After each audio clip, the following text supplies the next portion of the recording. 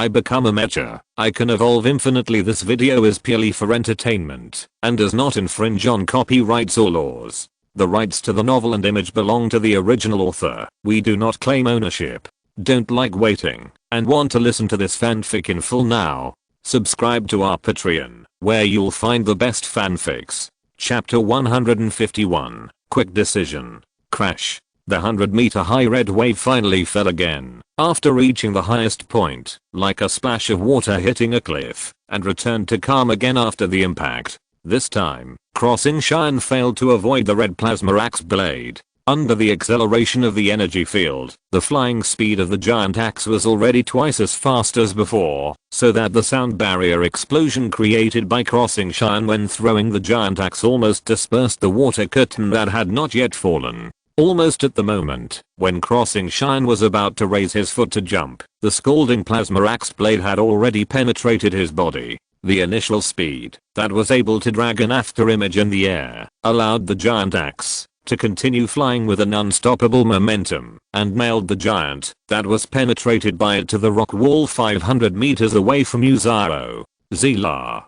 In the deep pit, Crossing Shine, who had been cut in two, still wanted to struggle, but the axe blade that had merged with Yuzaro's blood was rapidly making its cells inactive. Crossing Shine slowly raised his remaining arm and weakly grasped the extremely black axe handle. But that was all he could do, as his body quickly dried up, and with it, the originally swollen flesh and blood instantly turned into powder that broke at the touch. The giant, who had not yet fully transformed, turned into a sandcastle nailed to the rock wall, completely unable to move. He was really brave to launch a fierce attack before the opponent was ready. After witnessing Crossing Shine kill the most threatening enemy in just a few seconds, Sato Zion couldn't help but sigh. Even he didn't expect Crossing Shine to make such a radical decision. He was no longer the same person as the previous Crossing Shine, who liked to analyze the situation first and then take steady steps. But Sato Zion didn't know that before Crossing Shine leaned down and rushed, he was ready to turn back at any time. This seemingly unstoppable attack was actually just an action to verify his conjecture. If the verification is successful, then go with the flow and launch an attack on Crossing Shine. If the verification fails, then turn around and defend against the blood water attack on Butterfly. Have you completed the transformation? Just as Yuzaro was about to use the chainsword to reclaim his giant axe, the other two replicas also entered his attack range one step ahead. They are obviously two behemoths that are almost the same size as the Mecha, but they can move freely on the surface of the blood water that is 100 meters deep. While Yuzaro and Crossing Shine were fighting, the two replicas running on the red water surface were also constantly perfecting their final transformation. Thanks to their feet on the blood water, the transformation process will not be interrupted because they leave the original position. That's why they will enter his attack range in less time than Yuzaro calculated. Bang bang bang. While Yuzaro hasn't pulled the giant axe out of the body of Crossing Shine, Hero immediately used the 4 cannons on his body and fired 4 unidentified explosives that caused Yuzaro to be seriously injured. At the same time, Manuscript 03 also unfolded the X-shaped wing armor made of flesh and blood and shot out a full 24 insect-like creatures with the ability to fly. It seems that there is no time to defeat it alone. Yuzaro grabbed the tail end of the chainsword tightly with his hand and pulled hard. The giant axe, exuding the breath of death, swung in a semicircle in the air along Yuzaro's arm. As the red axe blade cut through the air and the sound echoed on the water, the green flames exploded from right to left like dominoes. Every time the giant axe collided with the explosive, Yuzaro could feel the temperature of the chainsword rising continuously. Until the giant axe returned to Yuzaro's hand again, the silver-white chainsword had turned red all over. Due to the acceleration effect brought by the energy field, the flying speed of the giant axe was even faster than the explosive. Coupled with the trajectory control of the chainsword, Yuzaro only used this swing to smash all the long-range attacks of the replica. Whoosh! The two replicas rushed out of the rolling smoke without fear and continued to rush along the undulating water surface to the position where Crossing Shine was. Close combat? Just what I want. Yuzaro clenched the giant axe in his hand and slightly adjusted the floating angle of the body. The next second, he rushed towards the two oncoming replicas like a meteor. Green flames continued to explode beside and behind Xingqian, and red water columns and bloody airwaves stimulated Yuzao's senses one after another. Obviously, the two replicas did not intend to waste the short window before the two came into contact. They kept shooting all kinds of explosives with strange trajectories at Yuzao, but only a single-digit attack could hit the meteor flying almost on the water surface. And these explosions could not slow down Yuzao's speed at all, and even made his anger burn more vigorously. Although Yuzao could not get the speed of breaking the sound barrier like his giant axe in normal state, but with the energy guidance of the X-Wing armor, his speed could be comparable to those strange flying objects. In addition, the two sides were in the stage of getting closer to each other. As long as Yuzao's flying speed was fast enough, he could rely on the slight adjustment before contact to prevent these flying objects from changing their trajectories in time, so that they would always pass by Yuzao. Even if they can automatically detonate within a certain range, the high-speed flying crossing Xian will not be affected too much. Warning, the body is detected to be about to face a collision. Bang! In a blink of an eye, the three giants moving at high speed have already collided with each other. The shock wave that spreads in a ring shape instantly stirred up thousands of huge waves, and crossing Xian, who held the giant axe across his body, only felt that his arms were as hot as being whipped by a whip. The current body performance has been restored to the standard value. The waves above the heads of the three giants were still surging, and Yuzao, who had recovered all his strength, shouted in the consciousness space. I saw that the black giant axe that blocked the white bone chopping knife and the white bone double sword suddenly pressed forward, and the hero and manuscript 03 behind the two weapons also felt the surging thrust. In an instant, the two flesh and blood giants were forcibly pushed by the crossing Xian, who exerted force to twist their bodies and lower their center of gravity, but this still failed to stop crossing Xian, who was like a mad bull, from continuing to advance. Crack. Fine cracks began to appear on the two bone weapons, and the giant holding these weapons was pressed alive by crossing Xian into the water wall formed by huge waves. However, just when crossing Xian crushed all the opponent's weapons with his strength, hero and manuscript 03 suddenly fell into the blood water that they had been walking on without any difficulty in front of crossing Xian. Fortunately, crossing Xian, who was already in a flying state, adjusted the energy field around him in time and stabilized his body that was about to fall into the blood water in half a second. From the same source, he can actually escape with this trick. Chapter 152 Inhuman Thinking. When the two replicas disappeared from Yuzao's sight like a living person, Yuzao's quick attack tactics had already failed. He indeed ignored the possibility that the opponent could escape into the water, and the blood water itself was a huge monster. Once the two replicas merged into the water, Yuzao's energy radar would also lose the location of the replicas. The enemy is in the dark, and I'm in the light. Yuzao suddenly controlled the energy field to raise his altitude, which could buy him more reaction time. Although he had solved the biggest trouble of crossing Xian, because the second attack failed and the enemy escaped, Yuzao now had to switch from offense to defense, always guarding against the turbulent blood water below. Passive defense was the situation Yuzao least wanted to see, but he couldn't rush into the blood water alone, which was tantamount to throwing himself into a trap and committing suicide. Then we can only wait and see. Thinking of this, Yuzao accelerated all the way up and returned to the side of Dai, who couldn't move, and this height had exceeded the limit of the Mecha's bounce distance. Although Yuzao's quick win strategy failed, his ultimate goal was not to destroy the enemy. It would be best if he could destroy them, which would save him a lot of trouble. From the beginning to the end, Yuzao was just buying time for Dai's breakthrough. The replicas made by Zushi were good in every way, and even had better performance than the original replicas in some functions, but no matter how strong they were, they could not have an extra jetpack than the original. This was the experience Yuzao had summed up from the previous battles, and after he and Beiying fought against the two replicas of Hero and Manuscript 03 respectively, Yuzao was more certain of this. No matter how strong the jumping ability of the two replicas was, they could only barely reach the height where he and Dai were now.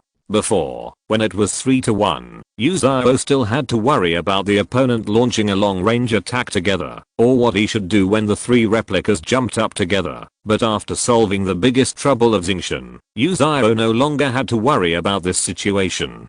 Thinking carefully, Yuzao found that he was not that passive, but the two replicas could hardly pose a threat to him and die. Time passed by minute. Yuzao, floating in the air, still stared at the blood tide below with vigilance. Perhaps Yuzao's guess was verified. The two replicas have never emerged since they fell into the blood water, but this made Yuzao feel vaguely uneasy, just like the ominous calm before the storm. Isn't the opponent's preparation time a little too long? Even Sato Zion, who was sitting in the cockpit of the butterfly, frowned. According to his understanding of the blood water, the opponent is definitely not a hesitant and kind person. Once the tactics are determined, the opponent will definitely launch a storm-like attack without stopping. The two replicas will only be desperate to attack at our current height. Once they fail, at least one of them will become a corpse before falling into the blood water. Yuzao told Sato Zion his inference.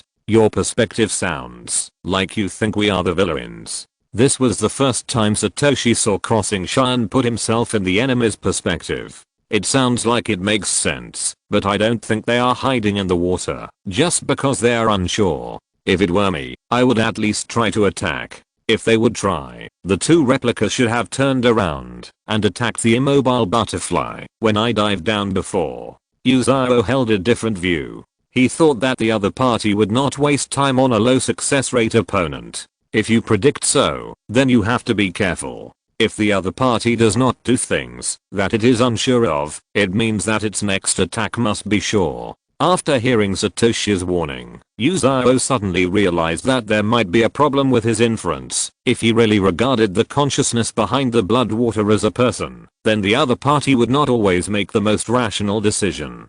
Let the two replicas try it, so what? Even if the production of replicas will consume a lot of blood water, but judging from their current scale, as long as the blood water is given enough time, even creating 10 more Crossing Shines is not a problem at all. But every action of the blood water hits Yuzao's assumption, and Yuzao's guess is based on the premise of the most rational decision. In other words, the blood water always chooses the optimal solution with certainty, and almost ignores the options with slim success rate. But for people, as long as a choice still has the possibility of success, they will try it, even if there is only a glimmer of hope. Is it possible that the opponent's thinking mode is more like a mechanical program than a human? Thinking of this, Yuzao realized that the enemy he was facing might really not be viewed from the perspective of a human. Unknown energy fluctuations detected. Just when Yuzao realized the enemy's potential thinking mode, the blood water under his feet suddenly began to converge to the same position. Then, a huge monster that was 3 times the height of Crossing Shine gradually formed in the solidification of the blood water, and this was only the upper body of the monster. The blood water that was still rushing in the area in the last second has now completely lost its fluidity. In order to transform into this new creature, the water level of the blood water has dropped by a full 3/4. Even the vacuum vortex maintained by Dai was affected by this. Almost half of the blood and water attracted by gravity were taken away by this new creature and used as bricks and tiles for its transformation. Roar. As Yuzao heard the long-lost roar, a tall and strong half-body slowly straightened his back and blocked the light that was supposed to shine on Crossing Shine and die. Its huge shadow enveloped the two mechas floating in the air like the night, making the aura of the entire D4 area instantly more terrifying and depressing. Drop. Drop. Drop. What is this? Sato Yu looked at the red dot that almost filled half of the screen on the energy radar, and even his heartbeat slowed down. On the energy radar screen, this new monster has been marked as an existence that is infinitely close to level 5. There are 4 different heads on its flat neck. From the appearance, they look like the first monster, Crossing Shine, Heioji, and Manuscript 03, and without exception, they are at least 1.5 times larger than the original monster's head. This time, the monster's surface was no longer made of hardened flesh and blood, it directly wore thick white bones as armor on its body, and its thickness was far greater than any previous replica. And this monster has not even finished its transformation, it still has room for further improvement. Baying, how much time do you need? If Yuzao had sweat glands, he would have been sweating profusely by now. 57 seconds. Chapter 153, Cracked. 57 seconds. Below the two mechas, Hundreds of red crystal fragments were floating up from the spring aisle leisurely. The tunnel that was originally completely blocked by crystals was now 80% unblocked. Puff. At this moment, a huge X-shaped wing armor suddenly grew out from the back of the monster and fired 24 explosive flying insects as big as the heads of 2 mechas at the position where Crossing Shine and I were. Harden. Without any hesitation, Yuzao immediately used the Harden skill to wrap Die up again, and he himself retreated quickly and intercepted these explosives with the last ammunition of the Chang'an Gorilla Cannon and 2 machine guns.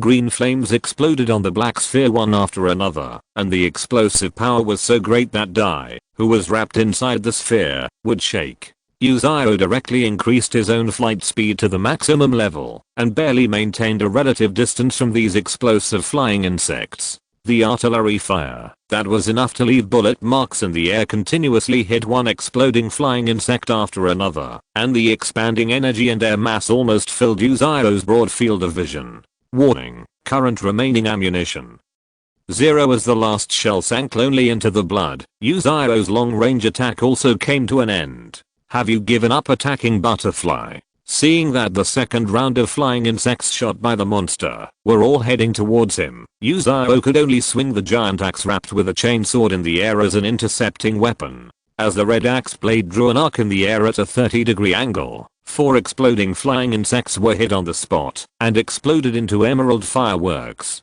But there were still 20 flying insects that cleverly avoided the attack path of the giant axe and went straight to Yuzao's body. This level can't stop them at all. When Yuzao swung the giant axe for the second time, all the targets avoided his attack. Since these exploding insects were too small, Yuzao had no way to deal with them the same way he dealt with the replicas. However, swinging the giant axe was slower than throwing the giant axe, so Yuzao had actually lost the means to intercept the insects. Moreover, he had to slow down his flying speed every time he launched an attack. So far, the relative distance between him and the exploding insects had almost reached the critical value. I'm sorry. At the critical moment, Yuzao turned around in the air and flew back in the direction he came from.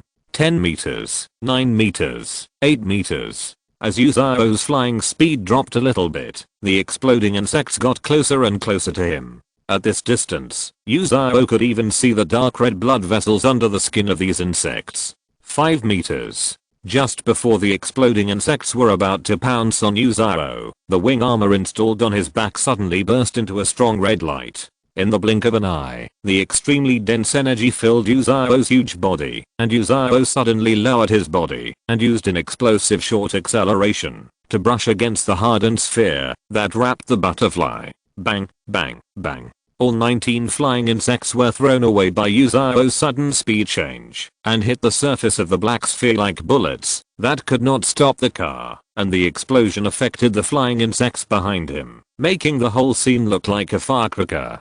Green flames exploded on Yuzao's retina one after another like blooming flowers. Only the last flying insect at the end of the queue was lucky enough to pass through the high temperature smoke. But its swollen body had just emerged from the smoke, and it was greeted by the giant axe thrown by Yuzao. Boom. This was the only spark that exploded behind the black sphere. That was close. Yuzao dragged the chainsaw that had been burnt red by the high temperature and pulled his giant axe back into his hand. However, before he could continue to rejoice, a dark yellow water column pierced Yuzao's chest from behind like a laser. This attack came from the head of the first monster, a move that Yuzao and Beiying had already seen. Then the water column followed the trajectory of Crossing Shine's fall and passed through his shoulder, and in the last second, it hit the hardened shell of the butterfly's outer shell. Warning, 31% damage to the body trunk.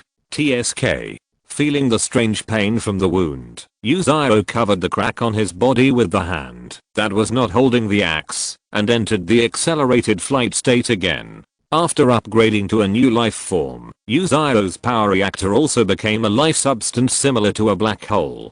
The new core is not only much smaller than the power reactor, but also has an overall downward shift in position, changing to a position below the chest and above the abdomen. If Yuzao was still the traditional mobile armor, the attack of the water column just now would probably be enough to kill him. Watching his black blood falling from the sky like drizzle during the flight, Yuzaro couldn't help but think of when he was still a human. If a human was injured to this extent, he would be declared dead before he was sent to the hospital. But no matter how Yuzaro recalled, his wounds were healing at a speed visible to the naked eye, which was something that humans could never do. Roar. The moment the monster roared, a new round of exploding flying insects mixed with the gunfire fired by the monster attacked Yuzaro. This time, the exploding flying insects had obviously changed. Not only were they faster, but they also attacked Yuzaro from all directions in a scattered formation. What's more tricky is that the monster is still using the gun of Hero to predict and shoot at Yuzaro's current flight trajectory, forcing Yuzaro to change speed and lane frequently.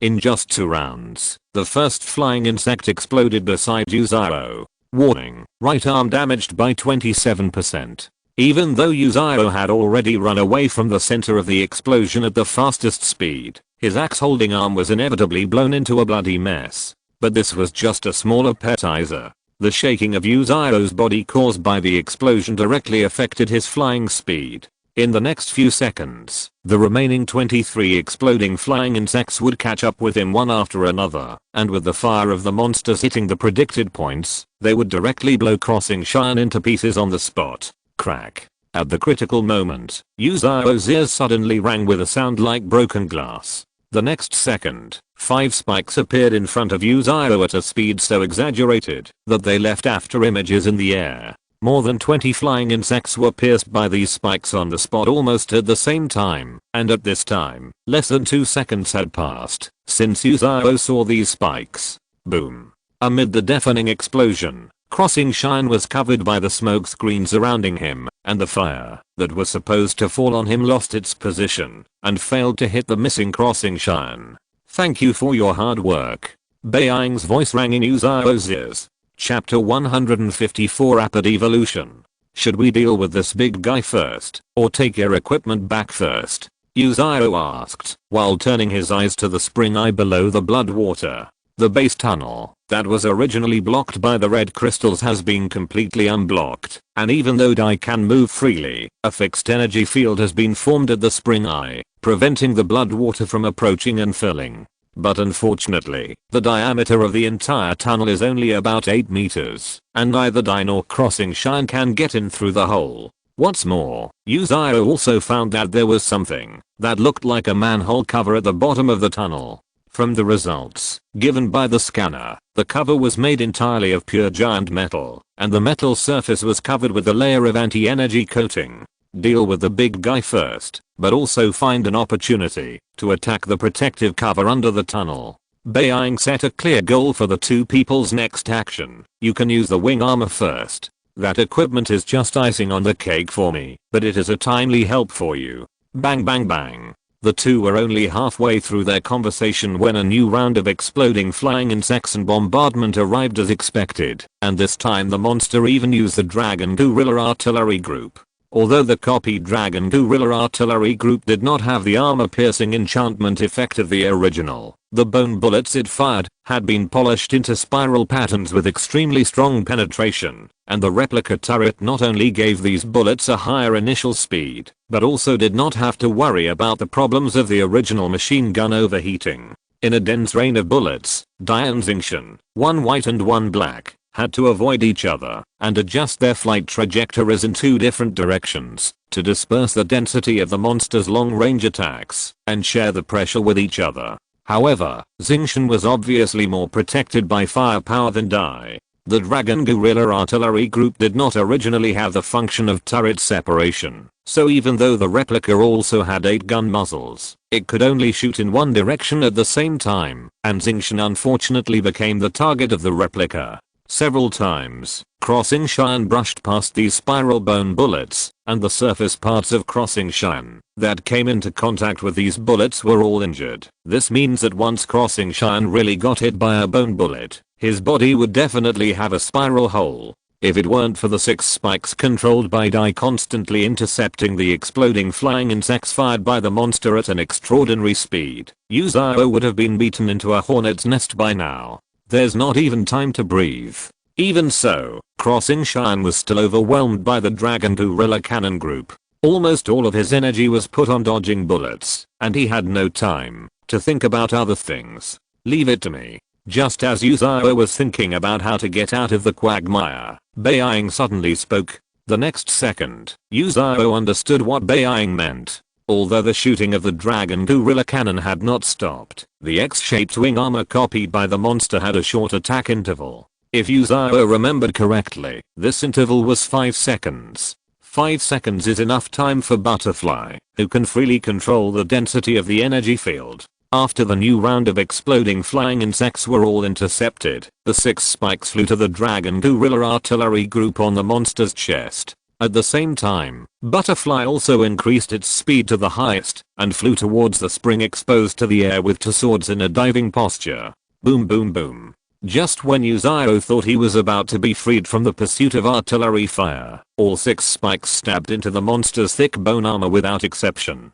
Even if these spikes have the blessing of the energy field in terms of flight speed, they can only leave a few cracks on the surface of the bone armor instead of completely penetrating. On the other side, Butterfly, holding a high-frequency hot sword, has landed above the spring and inserted the two swords in his hand into the defense cover, made of pure giant metal. Then there was a burst of dazzling sparks and a teeth-grinding cutting sound. The high-frequency hot cutting sword is a melee weapon that uses high temperature and high-frequency vibration as its main attack method. It performs very well, whether facing artificial metal or the monster's biomass shell. However, there is only one exception here, that is pure giant force metal. The two orange-red long swords only have 2 centimeters of the sword tip inserted into the surface of the defense cover, but this little depth has already caused dense gaps on the blades of the two swords. The high-frequency vibration has already played a counter effect at this time. Not only can it not cut through the hard pure giant force metal, but it is also rapidly destroying the physical structure of the two swords themselves.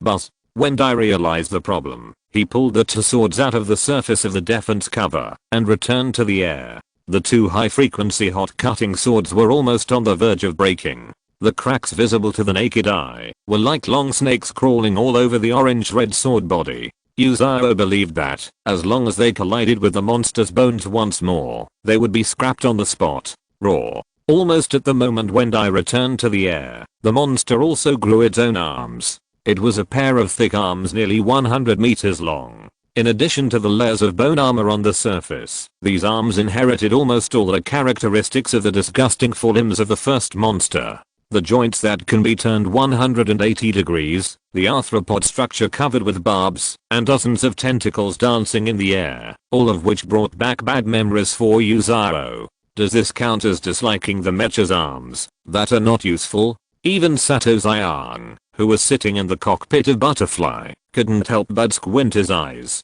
He had never seen the structure of Mecha and a monster combined in this way. As soon as Sato Zayang finished speaking, the thick arms closed rapidly at an unimaginable speed, attacking Butterfly like slapping a mosquito. Bang! The violent airflow swept the white broken bones and spread wantonly in the air. The shockwave visible to the naked eye even made Yuzao, who was still in the flying state, deviate from the established track. Fortunately, Dai's instantaneous acceleration was fast enough. When the monster's arms began to move towards the middle, Dai had already surpassed the opponent's attack range by increasing the vertical height. But Dai was not out of danger. At the moment when Dai completed the height increase, a dark yellow water column had already locked onto the red Mecha, and after calculating the advance amount, it spit out an attack that Dai could not avoid. Because there was no time to change the flight trajectory, Dai could only hold the two swords in front of his chest to resist the attack that was bound to hit. Crack. Finally, the two battle-scarred swords collapsed into dozens of dust-colored fragments under the fierce impact of the water column, completely ending their service career. Dai used the impact shock absorption gained by the two swords to leverage the force, and the fuselage tilted back, barely letting the water column pass by him. It's your turn. Chapter 155 Artificial Shield. Dai had lost her only melee weapon, and her missiles were not enough to effectively damage the pure giant metal. Although Yuzao had a hunch that Dai's high-frequency heat-cutting sword might not be able to cut through the defense cover in one go, he did not expect that Dai's double swords could only penetrate 2 centimeters at most. This can only mean that the purity of the giant metal used to cast the defense cover is already beyond his and Beiying's cognition.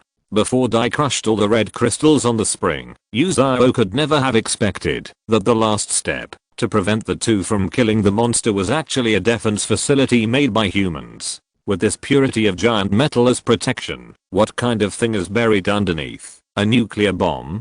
Sato Ziyang, who witnessed the whole process, couldn't believe his eyes. But if Sato Ziyang was right, the defense cover made of pure giant metal seemed to be able to be opened by non-violent means. Even if it's not a nuclear bomb, it's probably something with similar power, but I'm more curious about how Zushi's consciousness got in. At this time, Yuzao and Beiying had exchanged airspace, with Beiying on top and Yuzao on the bottom. This was also to facilitate Yuzao's next attack on the defense cover. The time has come. After another round of explosive flying insects were pierced by the needles, Beiying controlled the spikes to fly to the head on the far left of the monster. It was this monster head that was constantly looking for opportunities in the dark to attack Crossing Shine and Dai. At the same time, Yuzao also raised the giant axe and landed on the top of the tunnel that he could not enter and smashed the red plasma axe blade hard at the defense cover. Zila. In an instant, dazzling sparks and the unstable vibration sound of plasma were transmitted to Yuzao's retina and ears one after another. It's so hard. This was the first time Yuzao encountered an unstable state of plasma confinement. He could feel that the axe blade was cutting down at an extremely slow speed, but at this efficiency, it would take at least 10 rounds to violently penetrate the defense cover. Not to mention the damage to the plasma confinement field caused by the giant force metal and its surface coating. It can be said that every second of cutting, Yuzao was using the energy in his body to continuously fill the damaged part of the axe blade. If this continues, before the defense cover is broken, Crossing Shine will soon be unable to provide energy to ignite the axe blade. Crossing Shine. Just as Yuzao was about to end this round of attack and raise the altitude, Sato Ziyang called him on the communicator. Check if there is a verifier or something on the cover. Sato Ziyang knew that time was running out and quickly made his request. Boom. The next second, the fire from Heioji's replica fell on the energy barrier outside the tunnel, causing huge ripples. The energy field can be destroyed. Don't let it pour more firepower there. At Beiying's reminder, Yuzao quickly moved away from the tunnel and returned to the air. How is it? Is there a result? Sato Ziyang's tone was extremely anxious. There is indeed something that looks like a verifier on it, and it looks like there is an external socket. Fortunately, it is also made of giant force metal, otherwise it might have been broken in the attack. In order to save time and not miss any details, Yuzao even took a high-resolution photo with the visual module and sent it to the other 3 people. But I must remind you that the screen of that thing is not lit, and it looks like it is the only device in the area that is not powered. Beiying, it's your turn to attack next time. Let Daozi and I go down. After seeing the photo sent by Yuzao, another clue instantly emerged in Sato Ziyang's mind. Do you have a solution? Beiying's tone still sounded so calm, completely unlike the tone she would use before. I'm not sure, but it's worth a try. Sato Ziyang didn't have time to explain so much, because the monster's next attack interval would soon come. Daozi, unfasten the seat belt and the anchor, and put on the power armor. Besides, Crossing Shine and I were currently in a fierce battle. Even if you said a lot, the other party might not have time to think, let alone provide any useful suggestions. At the moment when the two jumped off the anchor, Dai deliberately slowed down, dodging the bombardment with an elegant posture, and created an environment for the two to stand stably on the cockpit floor. However, this precious stabilization time only existed for 2 seconds. Sato Ziyang's butt just touched the seat of the power armor, and a strong push on his back pressed his body tightly on the cold chair like a magnet. Damn, I can't rest for a moment. Sato Ziyang could only raise his hands with difficulty and forcefully fasten the seatbelt. If the magnetic adsorption function of the floor was not still working, he and Daozi would have been thrown off the horse by now. Zingshan, you have to be careful when I go down. The monster's attack frequency is getting faster, and it may pour all its firepower on you. Before the next attack interval came, Beiying kindly reminded Yuzaro. I know, you just need to make sure Colonel Sato and Aozi land safely. Although Yuzaro said so, he actually did not have the confidence to deal with the monster's fierce attack. After all, there is still a certain gap between his mobility and eyes, which is why he will attract more firepower. The enemy also knows how to pick on the weak. Although he doesn't know what Sato's plan is, the diameter of the tunnel does not allow him and I to enter. Since Sato and Aozi dare to jump down at the risk of danger, Yuzaro can only trust that they really have a highly feasible plan. Perhaps this is the gambling behavior that only humans will do. It's coming. As Beiying said this, Dai's body instantly rushed to the tunnel area below, leaving the entire airspace to Yuzaro. Raw. Just as they expected, the monster aimed all its firepower at Yuzaro and launched a violent storm attack on him. One by one, the white bone bullets poured towards Yuzaro like a torrential rain, followed by the explosives fired from the cannon. Boom. Warning, the body core is damaged by 47%. In the dense rain of bullets and explosions, Yuzaro was hit 7 times in just 2 seconds, 6 of which were from bone bullets, and 1 from an explosion. Yuzaro's left shoulder, right leg, and chest were all severely injured. The wounds caused by the spiral bullets were much larger than the caliber of the bullets themselves. One of them even scraped the core skeleton in Yuzaro's body and went out. Baying. At Yuzaro's call, the 6 spikes immediately chased the new round of explosive flying insects, but the terrifying thing was that the speed of the flying insects was almost as fast as the needles. On the other side, Dai, who was facing the tunnel in trance, also opened his cockpit. Looking at the somewhat deep cave entrance and the tightly closed protective cover, Sato's Ion gritted his teeth and shouted at Beiying. Beiying, release the magnetic adsorption. The next second, the 2 power armors fell into the tunnel. If you're listening to this novel on a channel other than Fanfic World, it means they downloaded and uploaded it without effort. We cordially invite you to visit our channel, Mundo Fanfic Novelos. There you'll find the original version of this story and you can explore many other novels of various genres. We're waiting for you to immerse yourself in a world of incredible novels. Chapter 156 Core Area. Even the authenticator is made of pure giant alloy.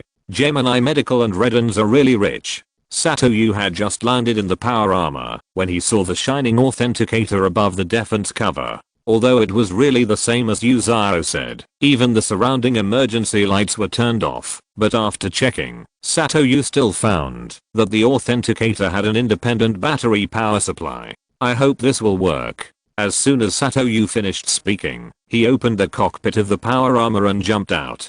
Then, he took out the chip that had been inserted in the wrist device of his combat suit and connected it to the interface of the electronic authenticator. Unknown device access detected. Verification in progress. Verification result. Highest authority. Allowed to pass. Thump, thump, thump. Almost at the same time as the system prompt sounded, the 8 buckles on the edge of the circular defense cover all made a crisp sound. After feeling the vibration from under his feet, Satoyu quickly returned to the power armor and jumped off the defense cover with Daozi. The heavy circular defense cover slowly rose up, and its thickness alone was about 2 meters. What Satoyu did not expect was that this circular defense cover was actually just the arched top cover of an automatic elevator. After hesitating for a second, the 2 power armors driven by Satoyu and Aozi all stood on the slightly crowded automatic elevator. The defense dome is closing, about to go to core area. The heavy circular dome began to descend again, perfectly covering the entrance that had just been opened.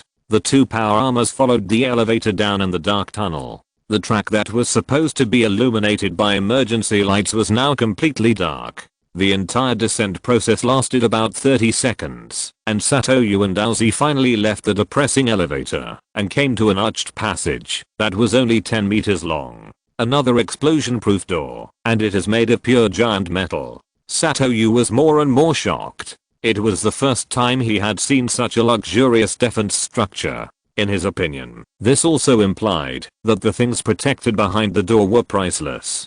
Satoyu also successfully passed the electronic authentication of the explosion-proof door with the highest authority using the authorization key given by Reddens. During the authentication, he also learned another thing. Due to the restrictions of the emergency agreement, this place can only be opened by the highest authority. Click. The door slowly opened along the center line and retreated to the walls on both sides. What appeared in front of Satoyu and Aozi was a huge and silent area. All the equipment here lay quietly in the darkness. Only the large cube in the center of the area was still flashing a little red light. Above the cube, there was a power transmission pipeline that Satoyu was particularly familiar with, marked with a big number 5. It turns out that the 5th power transmission pipeline with unknown function actually leads here. Satoyu was surprised to find the mysterious pipeline that was free from the power system. It seems that the power here is also connected to the large power supply room in area B2. But it is obvious that except for the cube in the center of the room, which still has an independent weak power supply, all other equipment has been shut down with the closure of the central power supply system. Boom. Boom. Boom.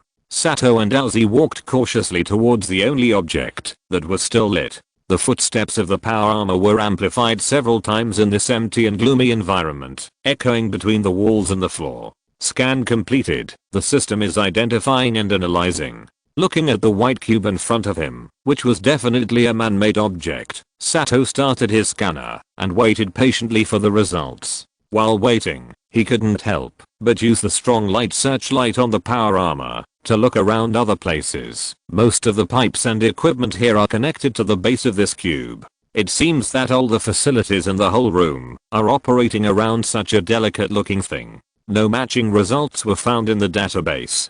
Preliminary judgment, some kind of large electronic computing device. Large electronic computing device. Computer? Sato immediately thought of the common name of this device. But according to Beiying, this should be the location of the monster. But Sato has not found any traces left by the monster so far. The whole area was just a wasteland and ruin.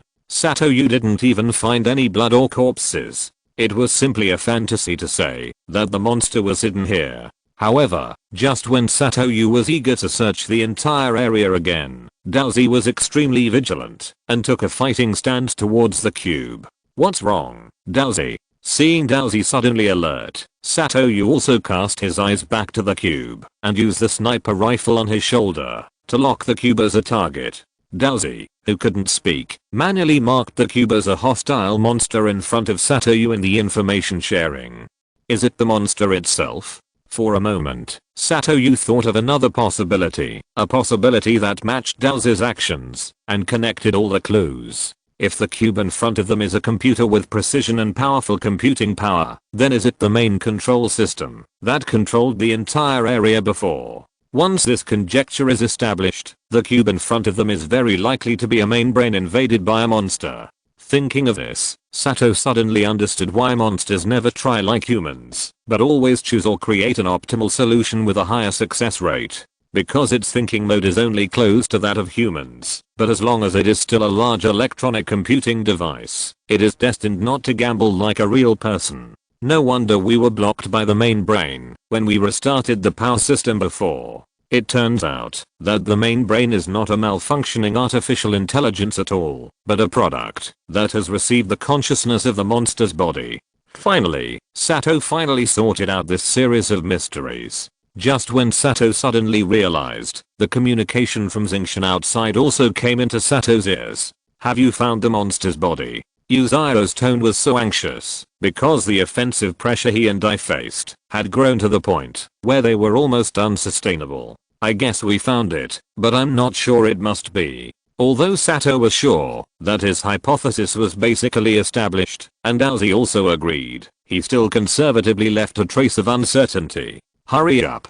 We can't hold on any longer. Yuzao had already entered overload mode. Although this meant that his machine's performance had been exaggeratedly improved, once the overload mode entered the cooling stage, Yuzao would completely lose the ability to fight the monster. The communication ended.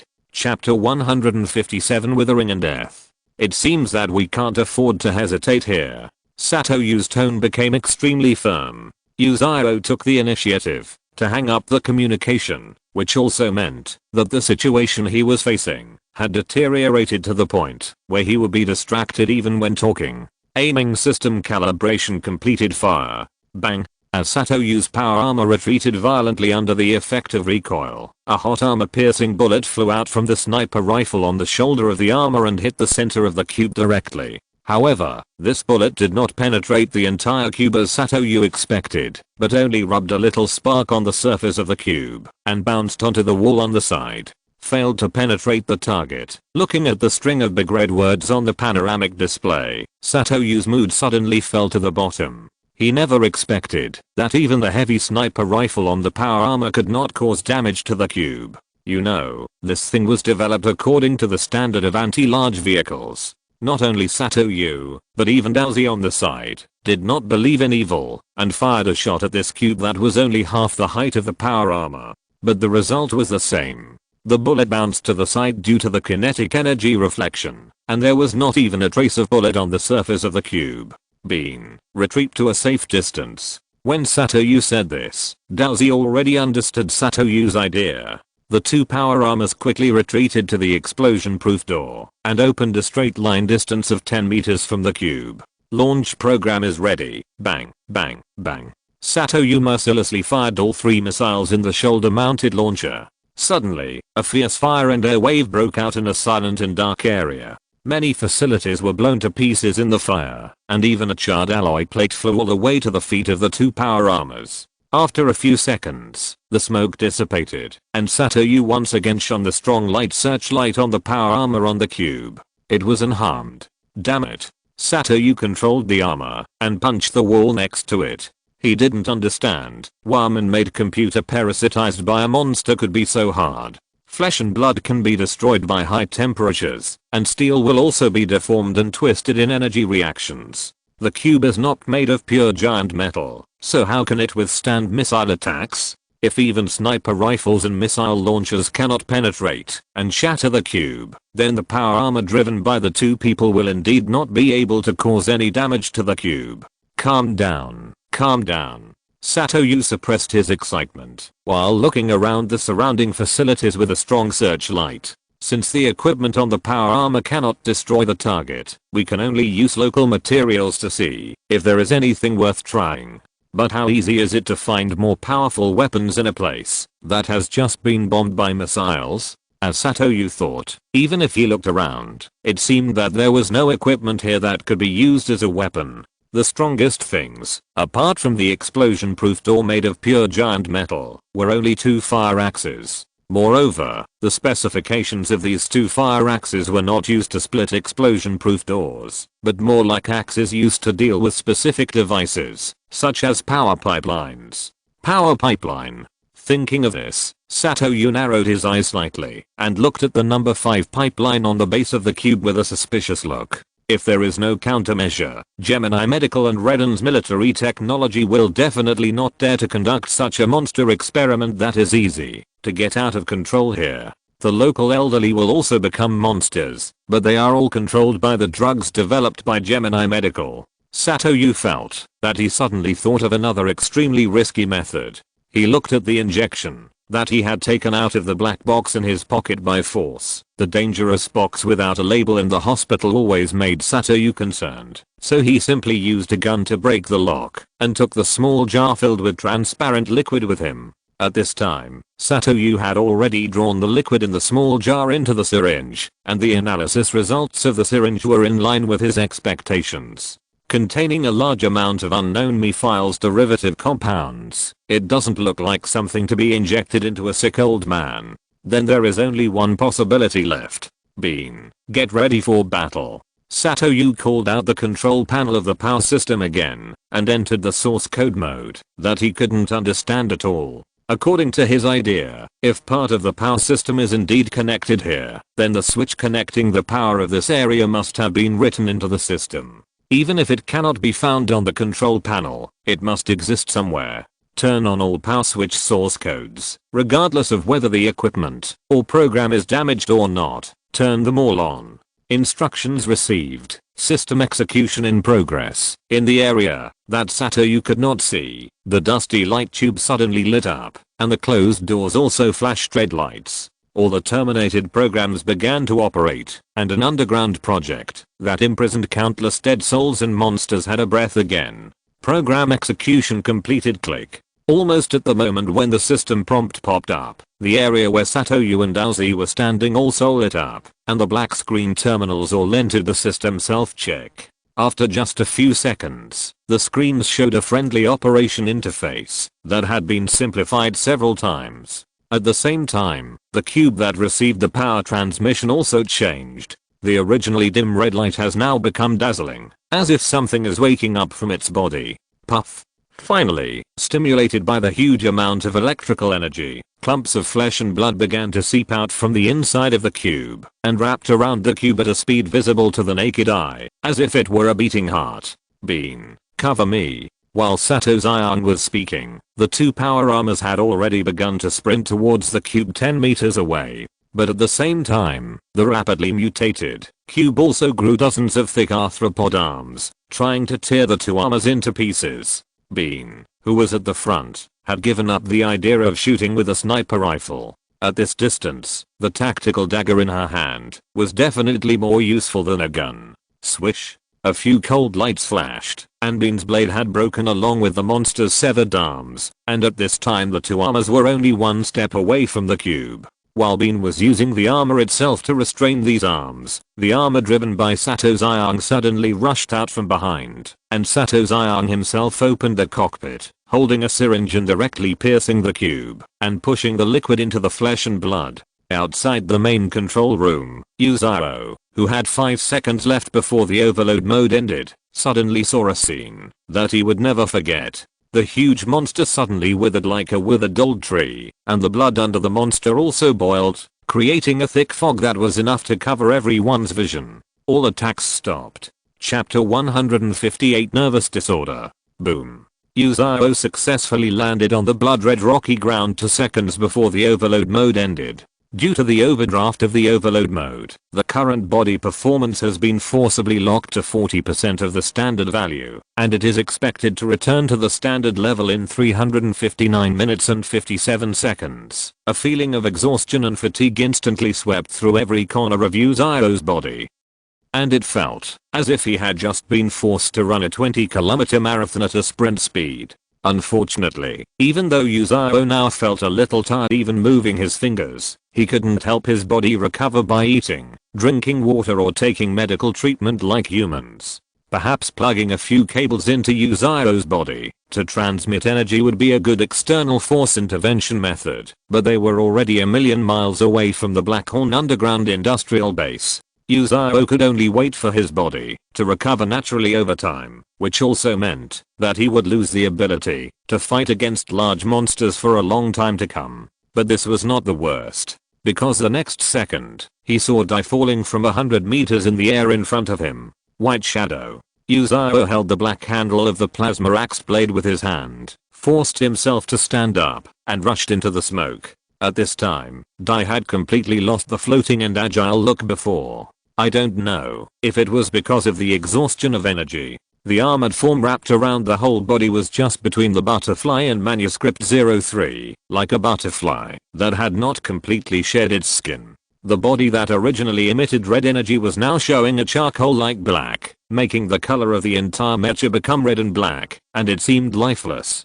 Can you hear me, White Shadow? Yuzaro shouted loudly in the communicator with his remaining strength, but the only response to him was a dead silence. Zizzy. At this time, Satoyu's voice also appeared in the team channel. Is your battle outside over? Satoyu also sounded like he had experienced a big battle, and it could be heard from his panting tone. It's over, but I don't know what state Beiying is in now, and she didn't respond at all. Yuzaro didn't even have time to thank Sato Yui, because he was struggling to turn manuscript 03's body over to face up. Open her cockpit and check it first. Daozi and I will be here soon. After saying this, Sato Yui immediately hung up the communication. as Yuzao forcibly pried open the damaged armor on the chest of Manuscript 03 with the axe handle. A spherical cockpit buried deep in the mecha also appeared in front of Yuzao. Its appearance reminded Yuzao of the Manuscript 07 BV driven by Taishao. Click. When the cockpit was opened, Beiying was kneeling at her control position, with her white hair draped over her chest like willow branches, making her look like a tortured prisoner. The pilot's vital signs are abnormal, his whole body is burnt, and his nerve signals are weak. The preliminary diagnosis is comprehensive neurological disorder caused by synchronization dislocation. Recommendation: immediate injection of neurosuppressive drugs is required, and long-term sensory correction treatment is required. After checking Beiying's health information, Yuzao found that it was difficult for him to help Beiying. His body was too big, and even taking him down from the control position required carefulness. Crossing Shan. How is Beiying?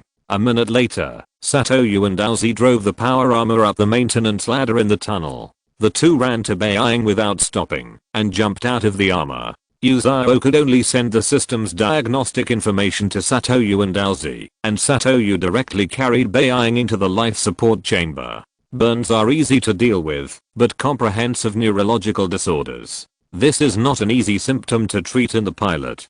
Her senses and body have been out of sync, which means that her consciousness can't feel the existence of her body at all. Satoyu is very familiar with this symptom, because the purpose of the neurosedative injection is to treat this acute disease. He had already pushed the only injection he carried into Beiying's body, but he couldn't figure out why Beiying still came to this point. Is it because the drug is not effective enough? Satoyu frowned. Crossing Shan. Let's find a way to get out of here first, and then find a way outside. How should we get up?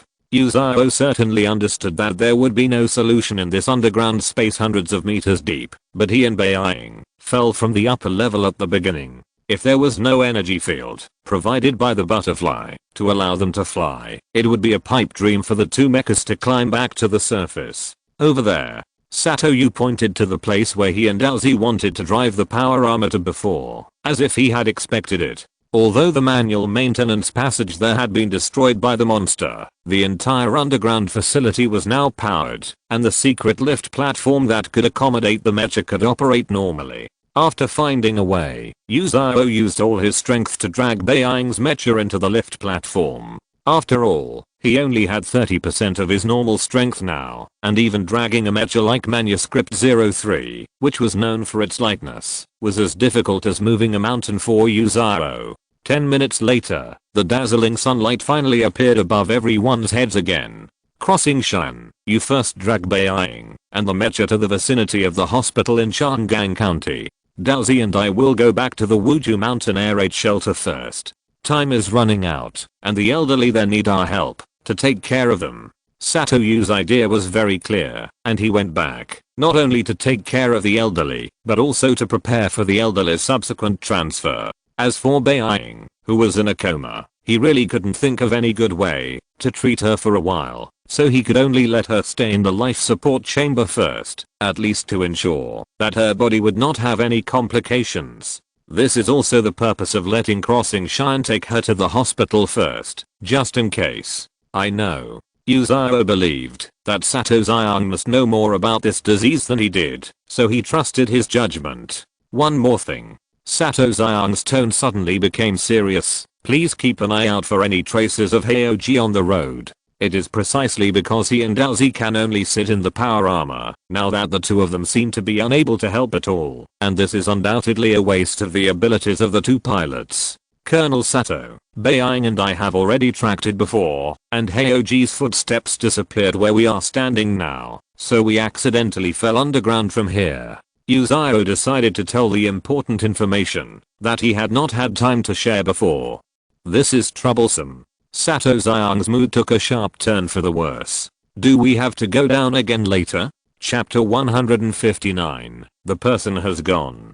Satoyu was a little absent-minded all the way, although his steps were still as clean and neat as before, and his vigilance was not reduced. The matter about Heoji kept lingering in his mind, like a petrel hovering over his mind. He and Daozi had already checked the situation near Wuju Mountain before entering the underground. at least within the detection range of the energy radar. Neither of them found any suspicious threats or strange traces. But Heoji was still missing. Which floor would he be on? At this time, Satoru had already led Daozi back into the slightly dark tunnel of the air raid shelter. He was quite familiar with this road.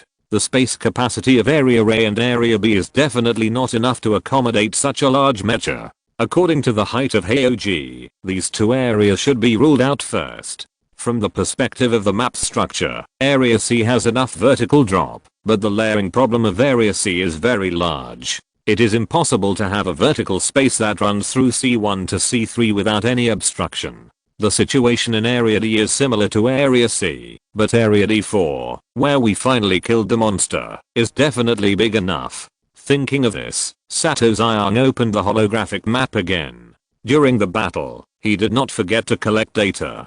After a series of tug-of-war, the system has basically drawn a 3-dimensional topographic map of the entire D4 area. We have explored all the places that should be explored. It is impossible that a mecha as big as Heoji cannot be found.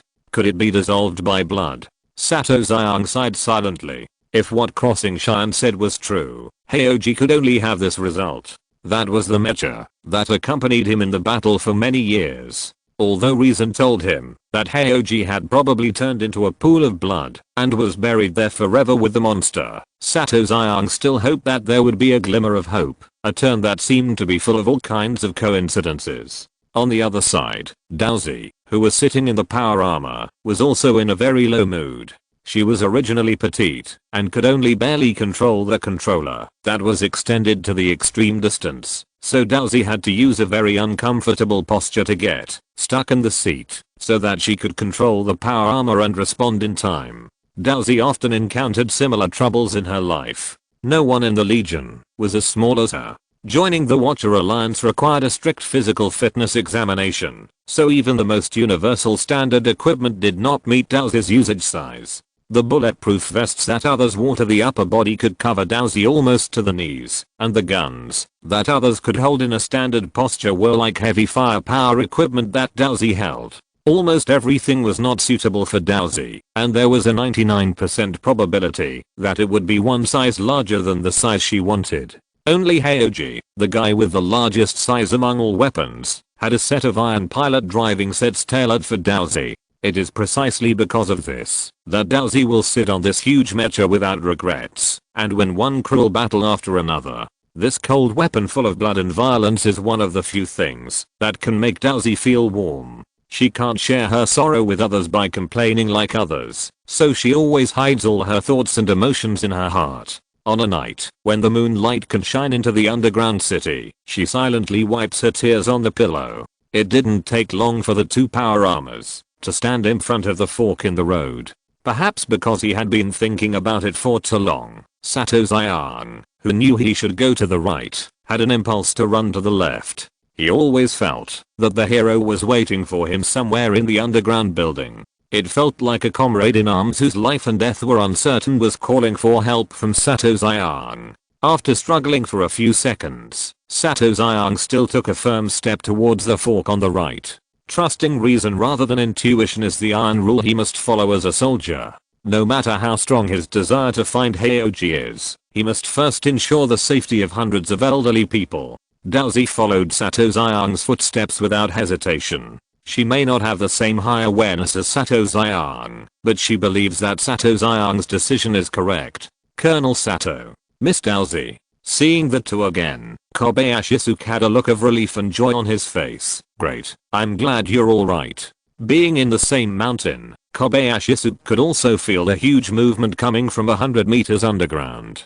At first, he thought it was an earthquake, until he vaguely heard many sounds like roars and explosions, and then he was sure that a battle had broken out underground. Until everything calmed down not long ago, Kobayashi still couldn't let go of his hanging heart. He was not sure whether he would meet Sato Xiang knocking on the door or a monster smashing the door next time. Now seeing that the two were safe and sound, Kobayashi was naturally ecstatic. I'm sorry. Sato accepted the hug and patted his shoulder. Naomiko and the others have been killed. We were a little late. He could feel that Kobayashi's body seemed to have become a little stiff. Colonel Sato, you don't have to apologize. It was expected that they would suffer misfortune. It's just that I always have a fluke mentality. Kobayashi rubbed his eyes with his wrists and squeezed out a sincere and reluctant smile. At least the two of them came back alive. That's enough. Where there are monsters, there is death. Those who take risks without authorization are often the ones who die the fastest. This is the experience that most people have learned since the outbreak of the war. Kobayashi knows it, and Ishimura and Naomiko know it too. But in order to seek that glimmer of hope and to allow more people to survive, Ishimura and Naomiko decided to go to the outside world at great risk. This is a relic I found from Ishimura. You know them, so I'll give it to you. Sato took out the bloody photo from his side pocket and handed it to Kobayashi. Ah. Kobayashi took it tremblingly, looking at the two people smiling sweetly in the photo and the beautiful words on the back of the photo. He could no longer hold back his tears. I'm sorry, Colonel Sato. They are natives of Okioka Prefecture. They and I were childhood playmates. Kobayashi vaguely remembered that when he just came back after graduating from college, it was Ishimura and Naomiko who helped him get familiar with this place again. It's okay. Cry if you want to. Sato Yu has seen scenes like this no less than 100 times, but every time he encounters it, the softest part of Sato Yu's heart is always touched. Their sacrifice is not meaningless. We must live well to be worthy of them. Colonel Sato is right. Kobayashi took a deep breath. Coming quickly, the old people are about to take their medicine. Sato Yu took a last look at the power armor that had to be parked in the tunnel due to the size of the explosion-proof door, and then he started to close the door. Gulp. Chapter 160 Butterfly and Machine Soul. The elderly are in much better condition than Sato Yu expected. Sato Yu still remembers the strange sight and silence when he first stepped into the blockade. Now, the elderly are no longer so stiff, and their eyes no longer reveal numbness and coldness. From time to time, they will use wrinkled eyelids to touch their easily tired eyeballs. After taking the medicine this time, the elderly should be able to speak. Sato Yu talked to Kobayashi at the other end of the corridor on the communication channel, while putting the pills in his hand into the mouth of the elderly and letting them swallow the medicine with drinking water. It should be possible. Oral medicine is very effective. As long as the medicine is taken on time, the elderly will soon return to normal. That's good. Sato Yu looked at Daozi behind him. She seemed to be better at taking care of the elderly than himself. Thanks to Colonel Sato and Miss Daozi, those of us hiding in the blockade can be saved. Kobayashi's ears still echo with the slapping sound from the door of the isolation room. Even if he had a gun, he was not able to deal with the old people who turned into monsters due to untimely treatment. This is what we should do. Sato Yu never felt that he deserved to be thanked as a lifesaver. By the way, there is something I want to ask you. Colonel Sato, just speak up. I will definitely tell you if I know. Since Kobayashi told Sato Yu all the secrets in his heart, he felt that the mountain pressing on his heart disappeared. What's more, Sato Yu and Daozi successfully resolved the crisis, which further proved that they are people worthy of entrustment and trust. Have you heard of complex neurosis? When Yuzaro came to Okagaoka County Hospital with manuscript 03 on his back, his last bit of physical strength was finally drained. Almost at the same time as he put down the Mecha, Yuzaro fell to the ground. It had been 40 minutes since he said goodbye to Sato Yu. If his normal speed was used as the standard, this journey had taken nearly 4 times as long. Only 30% of the normal strength was too much for Yuzaro. He believed that, if he had not entered the overdraft state, he could not only save a lot of time, but also finish the journey without breathing. But now he was as embarrassed as a wild dog that had just walked out of the desert. Due to overwork, he could only collapse on the ground under the scorching sun to rest. The only difference between him and a dog was that he could not stick out his tongue to dissipate heat. During these more than 40 minutes, Yuzaro hung Beiying's health monitor in his sight and observed Beiying's various vital signs at all times. Thank God, Beiying's body did not have any complications due to nerve disorder. In fact, after entering the life support chamber, Beiying's various vital signs quickly stopped deteriorating. But in a way, this was also bad news. The life support chamber could only prevent Beiying's condition from further deteriorating. Her physical condition did not improve, which proved that the disease was only suppressed, not cured. But Yuzao didn't even have the strength to get up from the ground at this moment, not to mention that his body was so huge. Without the help of Satoyu and Daozi, he would not be able to find anything useful in this hospital. Transformed into a mecha, and then evolved from a mecha into a new life form, he gained power that ordinary people could not imagine, but also lost many abilities that ordinary people have. He just lay on the ground motionless, his eyes always fixed on Manuscript 03 who was looking at him. And in this eye contact that was so long that it almost froze time, a strange thought gradually emerged in Yuzao's mind. Synchronization dislocation, large area burns, nerve disorder, mecha switching form. Beiying was obviously like a different person when he was driving the butterfly. Not only in the tone, but also in the way he spoke was completely different. At that time, the connection between me and Beiying was also very subtle. She was clearly in front of me and fighting side by side with me, but I felt that her consciousness had drifted to a very far place. Abnormal phenomena played one after another in Yuzao's mind like a videotape. Combined with the Iron Hand they met in Black Corner City before, Yuzao was almost able to piece together all the clues. Could it be that I was talking to another consciousness at that time?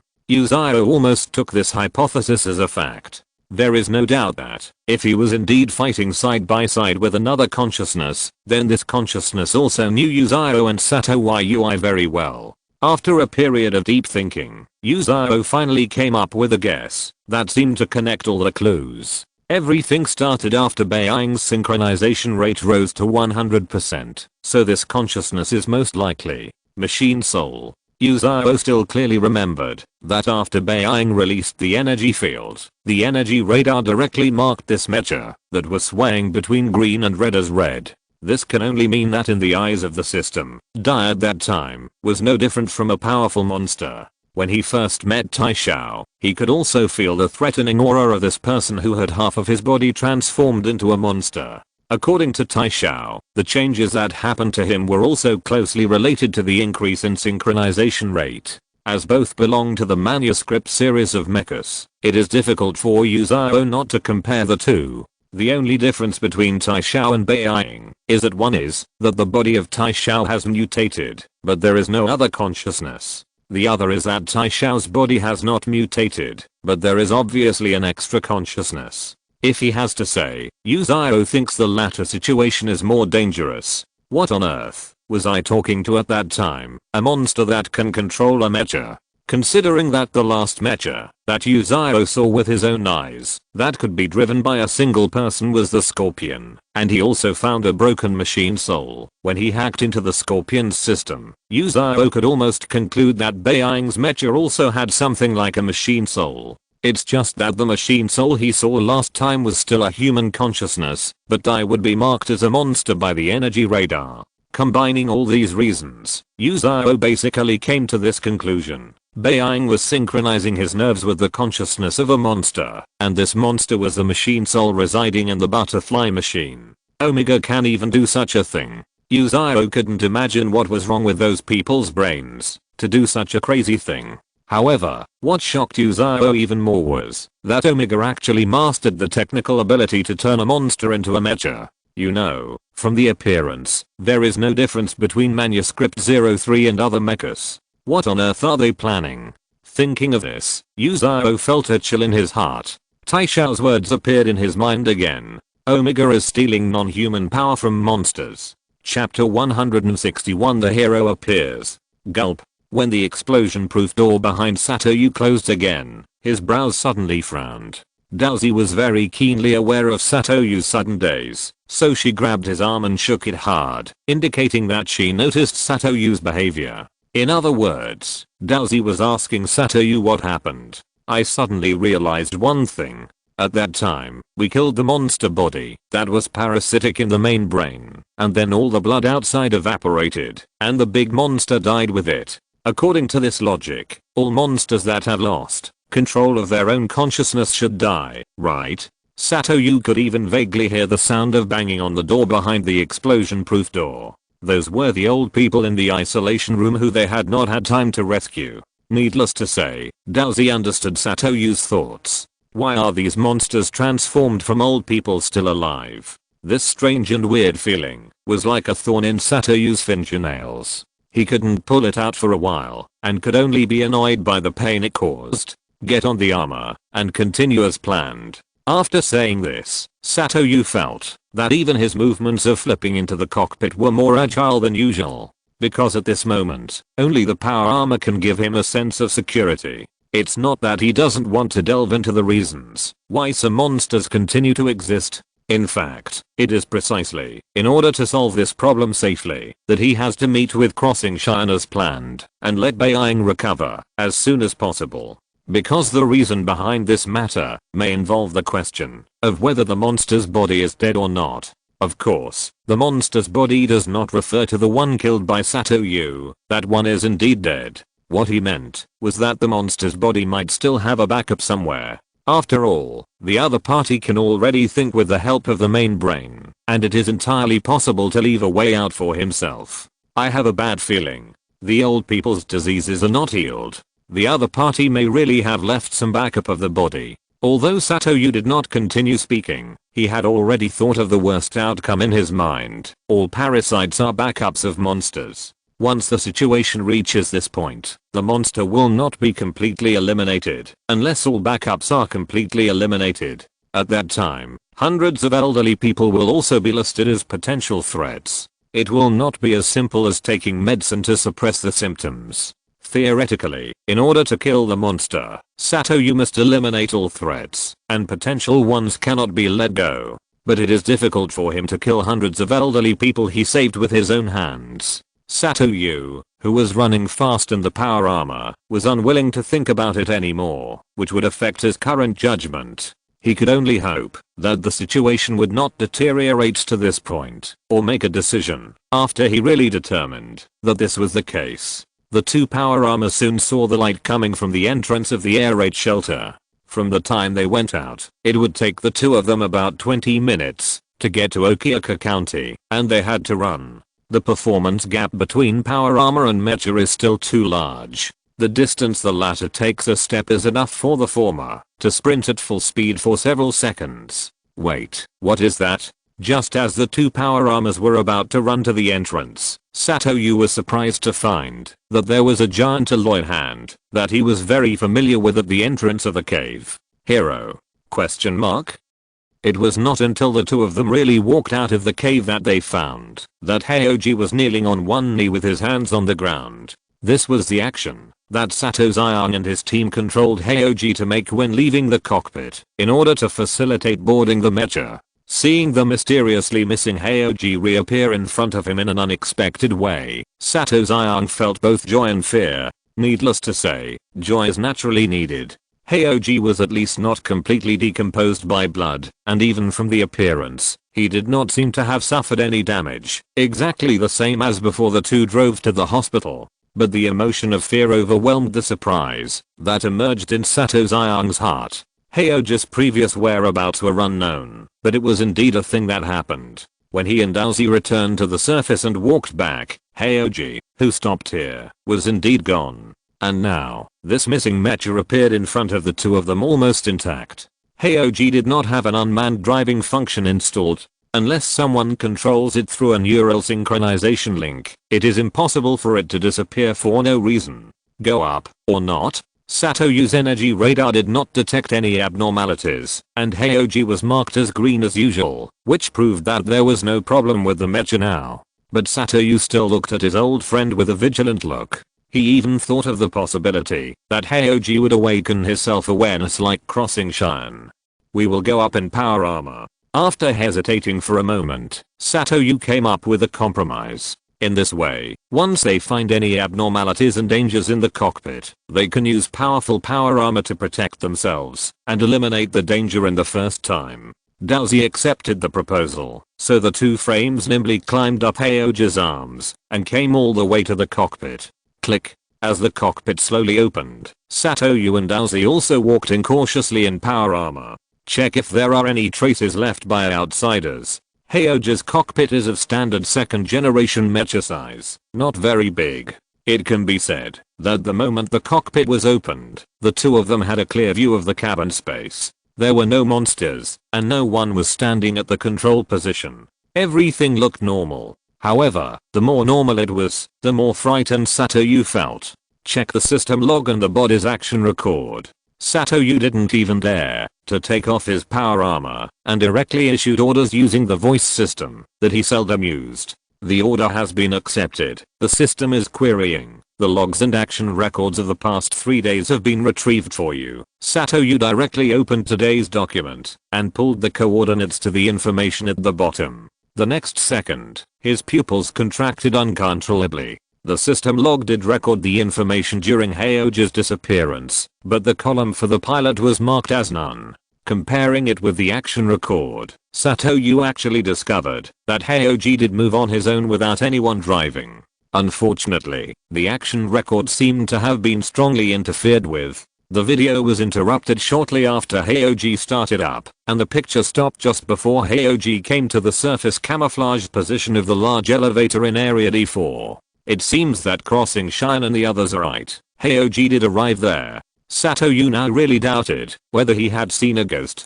Daozi had also completed a detailed inspection of the cockpit at this time, but she just shook her head vigorously at Satoru. This meant that Daozi did not find any suspicious traces. Chapter 162, Sheep in the Tiger's Mouth. Countless guesses flashed through Sato's Ayang's mind, and one of them was a special idea that was expanding rapidly in his mind like a black hole. He always felt that Hyoji had developed self-awareness. This idea lingered in his mind. After all, there was a special case like Crossing Shine around him, so he believed in such a slim probability. Otherwise, how else could explain Hyoji's mysterious disappearance? A Mecha without an unmanned driving system suddenly started up on its own without any pilot driving, and walked back by itself after the battle. As for why Hyoji had to start at that time, how to find the hidden D4 elevator entrance, where it was hidden, and what he had experienced, Sato's Ayang also guessed some answers. Perhaps it was because he sensed that the pilot was threatened that Hyoji started up on his own after the two went to the left fork. The judgment of the Mecha and the human cannot be compared, and Hyoji's size can't go down from the normal entrance, so Hyoji found the hidden entrance to the D4 area. But Hyoji, a modified second generation Mecha, could not fight against the powerful monster, so it was trapped somewhere in the D4 area until the battle was over, when it was able to return on its own. Satoru made up a whole story for Hyoji, based on his own conjecture, even though every step in this conjecture seemed to have no factual basis, like an illusory building floating in the air without a foundation. Fortunately, after Satoru told Daozi about his idea, Daozi immediately rejected it firmly. Really? You also think it's unreliable? Satoru smiled bitterly. When he told his reasoning, he found that the whole reasoning was more like a cliché heroic story. Even Crossing Shine might not be able to do it. Both of them knew very well that all this was just a reason they made up to get back on Hyoji. Do you want to drive it? This was the first time Satoru hesitated before driving Hyoji. Although this old friend has been fighting with Satoru for many years, and he and Daozi have also done a series of inspections and found that there is nothing wrong with the Mecha, Satoru's reason is still issuing a weak warning. Things that are too normal are often the most abnormal. After more than a minute of entanglement, Satoru and Daozi finally reached a consensus to establish neural synchronization. Whether for the purpose of saving time or to increase combat power, they have no reason to refuse to board the Hyoji. Even if the two do not control the Hyoji, they still choose to use the power armor to rush over slowly. They will have to face the Hyoji after they solve the problem. If the Hyoji really has something fishy, it can easily crush their two pilots without anyone starting it by itself, and there is no need to trick them into the cockpit and kill them. For example, now. So whether the two should board the Hyoji was a false proposition from the beginning, and they had no choice at all. When Satoru picked up his own pilot helmet again, his heartbeat also accelerated. Because he still had a glimmer of expectation in his heart, he hoped that he could hear the voice from Hyoji when establishing neural synchronization. Identity authentication started. Identification information. Satoru. Authentication passed. Body parameters calibrated. Current calibration deviation. 5%. Within normal range, 5%. Satoru narrowed his eyes slightly when he saw this value. This is the maximum tolerance threshold for the Mecha to establish a neural synchronization link with the pilot. It was detected that the last neural synchronization failed to exit normally. There may be potential damage. Do you want to perform a system self-check first? Self-check. Self-check program started. Neuron pairing. Normal. Link signal strength. Normal. Neural transmission channel. Normal. Signal conversion device. Normal. Self-check result. No abnormality found. Do you want to continue neural synchronization? Continue. Neural synchronization established. Pulse signal docking successful. As Satoru completed the establishment of neural synchronization, his expectations were finally dashed. When he opened his eyes again, everything was the same as usual. There was no sound in his brain, only the bean silently watching him. Let's go. Satoru first controlled Heioji to stretch his limbs, clenched his fists, and then reluctantly looked at the power armor abandoned by the two at the entrance of the air raid shelter. Heioji's second generation cockpit does not have a magnetic floor. Once Heioji wants to do something big, the two armors placed in the cockpit will definitely fall over and bump around. You can't have your cake and eat it too. It wasn't until Heioji turned around and ran towards Okioka County that the reflection of the giant showed abnormalities on the metal shell of the power armor. A piece of withered flesh the size of a palm fell from the back of Heioji's head. After resting for dozens of minutes, Yuzuru had stood up from the ground. Although he knew that no matter how he fiddled with Manuscript 03, the opponent's cockpit would adjust its relative position according to the angle of the Mecha to protect Beiying, but Yuzuru couldn't help but put the Mecha in a position lying flat on the ground. Perhaps it was because in Yuzuru's cognition, human patients were always advised by doctors to lie in this way. Friendly Mecha approaching. Just as Yuzuru was thinking about the problem of the machine soul, his system suddenly issued a reminder. Friendly Mecha? Yuzuru immediately became extremely alert, pulled out the giant axe stuck in the ground, turned his head, and looked at the direction where the green dot appeared in the energy radar. Heioji was walking towards him. Don't get excited, it's me and Alzi. Before Yuzuru made the next move, Satoru quickly opened his mouth to introduce himself. He knew that the other party would definitely suspect that Heioji had a problem, so he spoke as soon as the two sides entered the communication range. Received access request from a friendly party, but Yuzuru did not speak back, but instead sent Satoru a request to intervene in the system to share some permissions. The next second, the figures of Satoru and Aozi appeared in the video window that popped up in Yuzuru's eyes. It's really you. Yuzuru was relieved, but he didn't mean to put down the giant axe. You are really cautious. It seems that you have suffered a lot. When Satoru followed Yuzuru and the others back to the surface, Yuzuru had already shared his experience with Beiying during this period with Satoru. So he understood why Yuzuru was so wary of him. Where did you find the hero? Yuzuru asked a question that Satoru didn't know how to answer. It ran back by itself. I was also very surprised. Satoru didn't intend to hide the information. In his opinion, maybe Crossing Shan could find a more reasonable explanation from a different angle. However, Crossing Shan's reaction was far beyond his expectations. Stop. If you're listening to this novel on a channel other than Fanfic World, it means they downloaded and uploaded it without effort. We cordially invite you to visit our channel, Mundo Fanfic Novelos. There you'll find the original version of this story and you can explore many other novels of various genres. We're waiting for you to immerse yourself in a world of incredible novels. Chapter 163 Hero Loses Control. When Yuzuru said the word stop, Satoru and Aozi even stopped their raised feet in the air. Although he and Aozi had done all the checks they could, Crossing Shan was different. He could always find something that others could not. For example, when he was in Black Corner City, he found the Manuscript 07BV with optical camouflage turned on. So he asked me to stop, so I stopped. It was right to listen to the professionals. Is there anything abnormal? Satoru asked tentatively. Yuzuru did not answer the other party's question immediately. He was concentrating on looking at Heioji, not missing any details from head to toe. Because he did feel a strange breath after Heioji approached, To be precise, it was a remnant of some strange breath. Where did you find Heoji? After confirming again and again that the breath was just a remnant, Yuzao reluctantly listed Heoji as a surveillance target at the critical point of danger. It was parked at the entrance of the Wuju Mountain Air Raid shelter when we came out.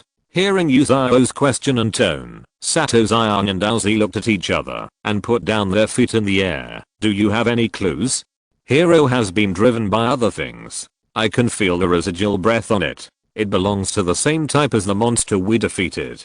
Yuzao solemnly stated the conclusion he had just drawn. Sato Xiang's face suddenly turned as hen. This was not only because Yuzao denied the possibility of the awakening of the hero, but also mixed with a sense of crisis that he had fallen into a trap.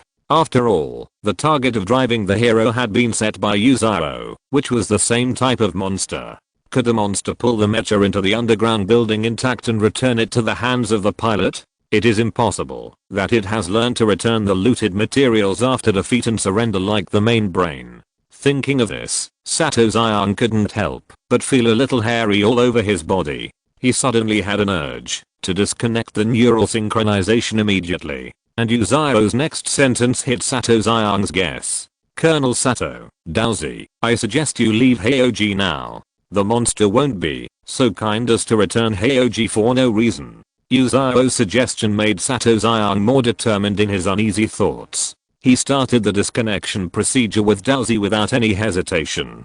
Guiding for synchronous disconnection. Guidance failed. Reason: the disconnection signal failed to be transmitted to the correct object. System retreating. Retrieve failed. Reason: the disconnection signal failed to be transmitted to the correct object. Damn it. When Sato Xiang saw the 4 words guidance failed for the first time, he realized that he and Daozi were probably in danger. The subsequent system retrieve only confirmed this point. What's wrong, Colonel Sato? Hearing the curse coming from the other party's communicator, Yuzao raised his vigilance a little more. The neural synchronization link failed to disconnect. I'll send you the error message. The disconnection signal failed to be transmitted to the correct object? It was the first time that Yuzao saw this kind of error in the system, so he quickly opened the details page to find out which link the problem was. The signal receiving unit is abnormal and cannot be fed back to the pilot's neurons. Yuzao found the problem in just a few seconds. The system did start the boot program normally after receiving the disconnection command, and this step did not encounter any obstacles when passing through the transmission channel. The problem only occurred in the last step. According to common sense, this disconnection signal should be transmitted to the pilot's neural receiving device, but it was intercepted by an unknown target, so the system reported that it failed to be transmitted to the correct object. Something acted as an invisible pilot, disguised as Sato Yu and Daozi, and received the disconnection signal on their behalf. And from several system retrieves, this ghost pilot did not disconnect after receiving the signal, but blocked Sato Yu and Daozi like a wall. There is something pretending to be Heoji's pilot, and it exists in the system. Yuzao immediately informed Sato Yu of the reason. Then what should we do? Should we force the connection to be disconnected? Although Sato Yu knew that there was a great risk in doing so, he could not think of any better way. The scary thing is that, just as Sato Yu finished saying this, his limbs seemed to be tied up by several thick chains, and he lost the power to move freely. Then, Heoji's body began to tremble. Xingshan. Yuzao's communicator had already heard a whistling sound of electricity that was enough to penetrate the eardrums of ordinary people. He knew that this was the result of strong interference with a communication signal. Heoji had a problem. Colonel Sato, Daozi, can you still hear me? Yuzao directly took a fighting stance with a giant axe in hand. His words were not only sent on the communication channel, but also sent again with an external broadcast device. But the only response to him was an unsettling silence. At this time, Yuzao was in a dilemma. He wanted to pick up the giant axe and attack Heoji, but Sato Yu and Daozi were both in Heoji's cockpit, equivalent to hostages. Even if he was confident that he could defeat Heoji with 1/3 of his normal strength, he could not guarantee that Sato Yu and Daozi would not be injured in the battle. Damn it. Sato Yu finally realized that he and Daozi had become puppets controlled by Heoji. It was the Mecha that was controlling the pilot, not the pilot controlling the Mecha. Dowsy, forcibly disconnect the link. After hesitating for less than half a second, Satoru issued this extremely risky order. After several improvements, the neural synchronization system designed a set of independent emergency procedures that did not require normal procedures, which included the function of forcibly disconnecting neural synchronization. Its purpose was to allow the pilot to detach from the Mecha before encountering greater danger.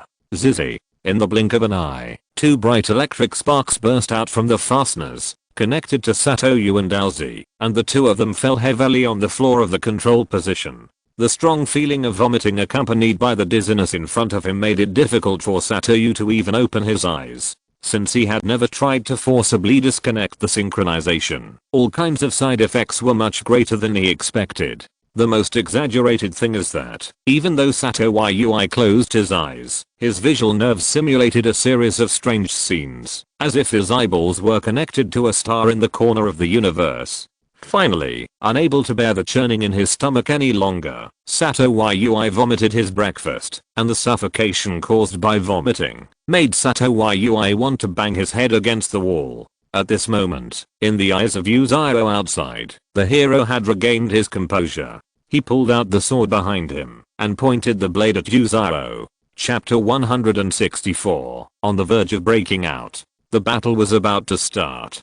Damn, even the identity. Satoru wanted to stop something, but he found that he could do nothing. The only thing he could do after opening his eyes was to stare at the flashing red warning lights in the cockpit and the red holographic warnings that filled the air. Please stop the aggressive behavior against friendly forces immediately. Obviously, Heioji's current situation is not a normal monster parasitism at all, because the system of the Mecha is still functioning normally. Under normal circumstances, monsters use external means to forcibly infiltrate the body of the Mecha with biological tissues, and only after the power reactor becomes part of the monster's organ, they are able to control the Mecha through the new muscle tissue. At that time, the Mecha system had already been in a semi-paralyzed state, which was dispensable to the monsters. Without the system, they can also start the equipment modules on the Mecha by themselves, but they will lose functions such as the aiming system or auxiliary parameter calculation. However, Heioji's current state is not like this at all. The monster parasitic in his body did not use the traditional biological invasion method, but directly disguised as a pilot who sent nerve pulse signals to the Mecha. This not only prevents the integrity of the Mecha from being damaged when invaded by creatures, but also makes it more efficient, not to mention that it can also borrow all the original functions of the system. Warning, you have turned off the stabilizing gyroscope. Almost at the moment when the system broadcasted, there was a violent vibration in the cockpit where Satoru and Dowsy were. Boom. Boom. Boom. At this time, Heioji had already entered the running state, and the monster disguised as the Iron Pilot used its authority to forcibly turn off the cockpit stabilization function, making the entire cockpit like an iron cage placed on the back seat of a bumpy truck.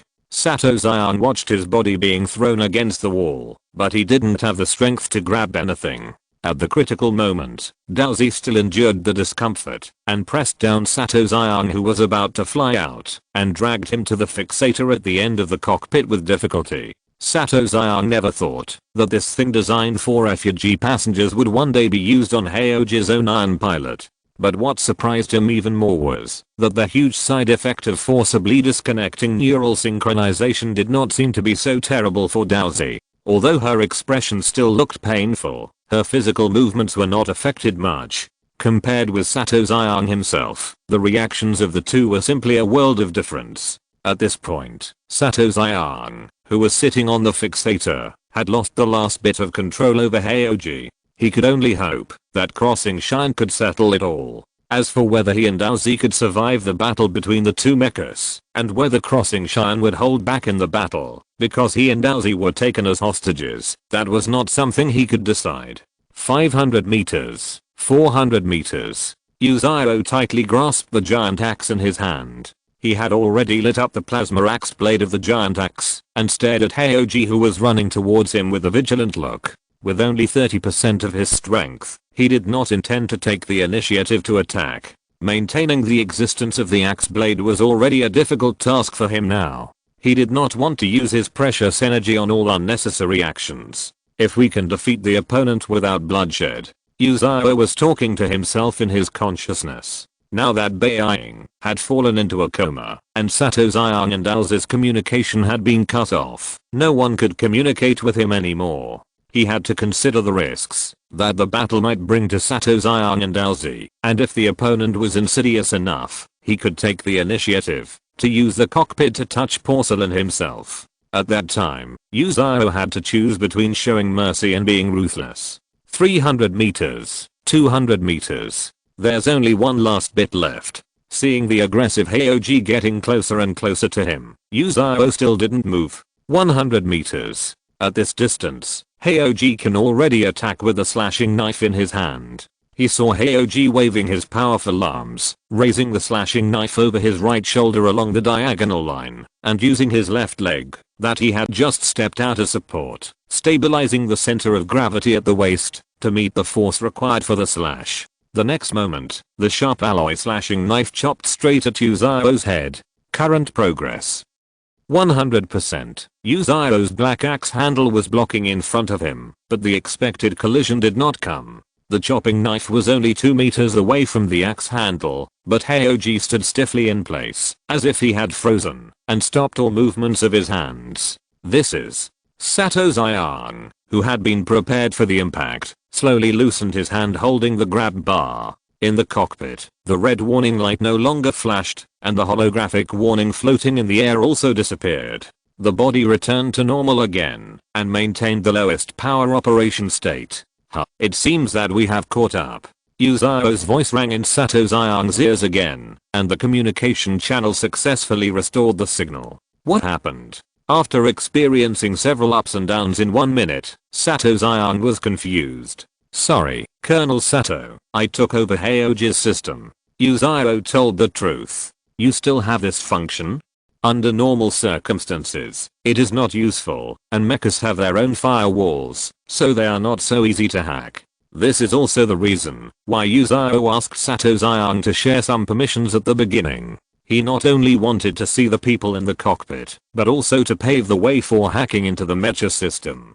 After all, sharing permissions means bypassing the port firewall and directly entering the system, so the speed of network intrusion will be much faster than when it needs to be cracked. Originally, Yuzao just wanted to be on the safe side, and did not intend to really hack into Heoji's system, but he did not expect things to develop to this point. Do you still need me and Alzi to drive Heoji? Sato Xiang's tone was full of self-deprecating ridicule, because he saw that Crossing Shine had already controlled Heoji to put away his sword. From this point of view alone, Crossing Shine was fully capable of controlling 2 mechas by himself. Of course I need it. It is very laborious for my current computing power to control Heoji at the same time in battle, but you can't immediately establish neural synchronization with Heoji. Yuzao was a little modest. In fact, his computing power was completely sufficient. Why? Is it because the hidden danger has not been eliminated? Sato's mind was very sharp, and he quickly realized the problem. Yes, I just erased the monster's permissions in the system, but since the other party has been confirmed to be the same type of monster we saw before, it is highly unlikely to be an electronic ghost monster. You mean, the monster must have a physical body in Heoji to disguise itself as a pilot and enter the system, right? Yes. Chapter 165 The Setting Sun. After hearing Yuzao's confirmation of his guess, Sato Xiang felt even more uneasy. He and Alzi had checked Heoji before, and at least there was no abnormality in the cockpit. In the previous system self-check, it also included the scanning of the status of various parts of the body, and the report given by the system at that time was also normal. However, considering that the consciousness of the monster has been hidden in the system, it is also possible to falsify the results.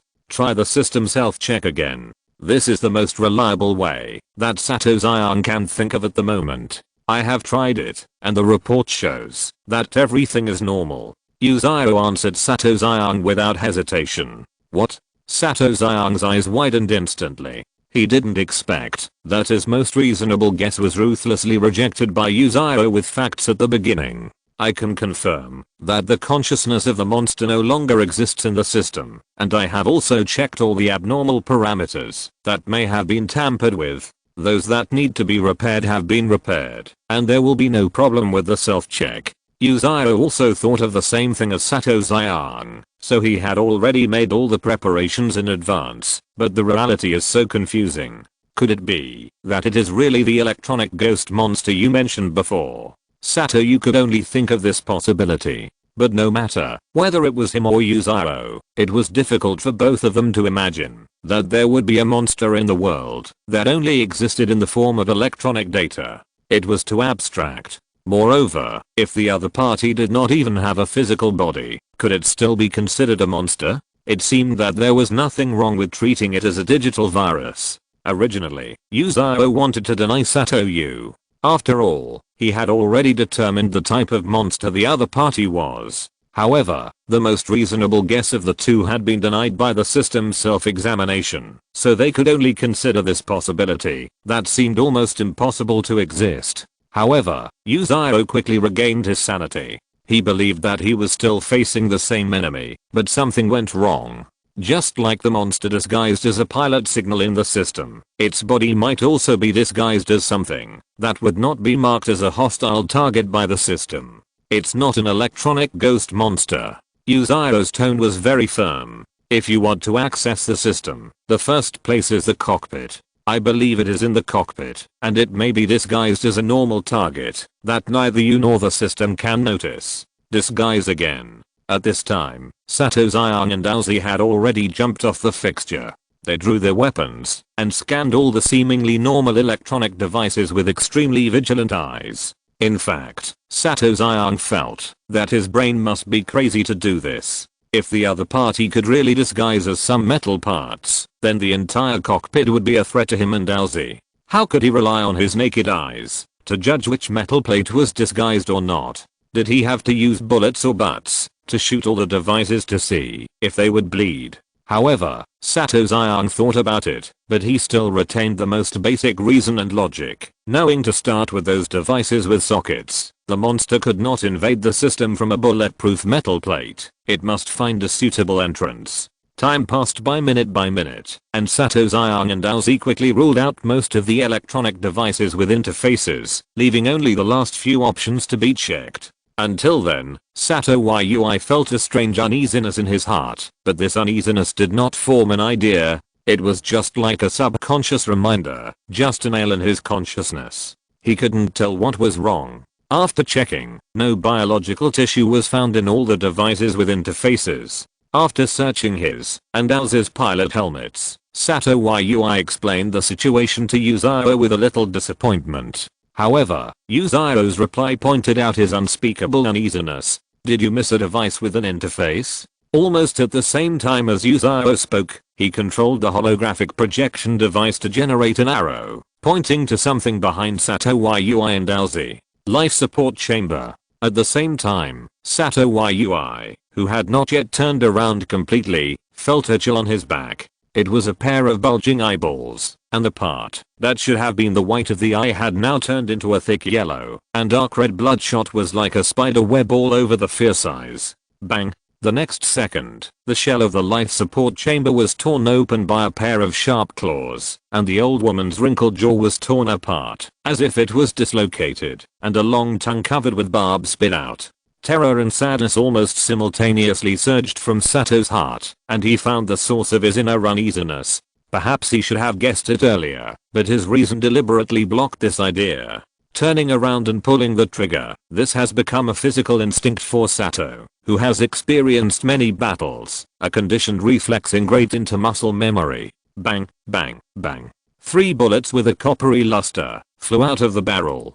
Since Sato was holding a giant pistol, the caliber of the bullets was much larger than that of ordinary pistols. The bright red blood and dark yellow pus mixed together, splashing like ink behind the shadow of the old woman on the floor. The bloomed shell was like an extinguished cigarette butt, rolling to Sato's feet with the last trace of residual heat and smoke, and then it was submerged in the blood full of fishy smell and cooled. As the old woman's burly body fell into a pool of blood, Sato slowly put down his hand holding the gun. Some not very impressive pictures flashed through his mind and finally froze on a static photo of an old woman begging him. She will never be able to see her grandson again. Boom. Kobayashi Suke, who was sitting at the end of the corridor, suddenly woke up from his sleepiness because the lullaby-like knocking on the door stopped abruptly. Everything seemed to be developing in a good direction. Perhaps Satoru and the others had solved some crisis again.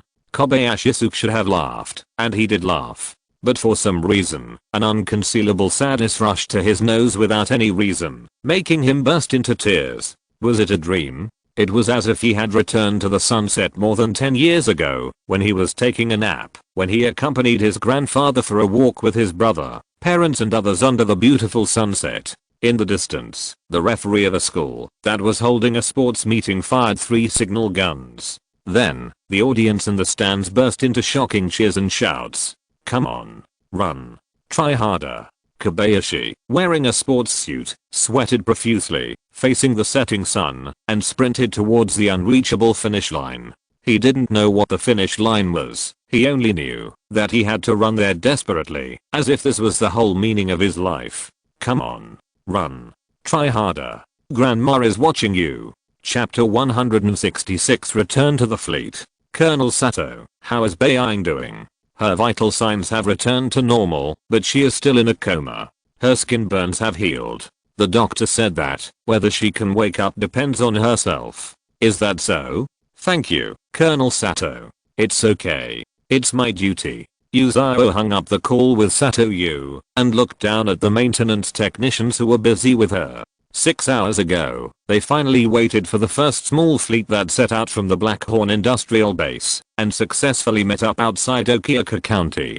Before that, they had not been able to find drugs to treat neurological disorders, but with the help of Satoru and Aozi, they still found some drugs inside the hospital that could prevent Beiying's body from further deteriorating. Since Beiying was in a continuous coma and Yuzao's strength was not as good as before, after some discussion, they gave up their original plan to rush on the road and decided to wait for rescue in Okioka County.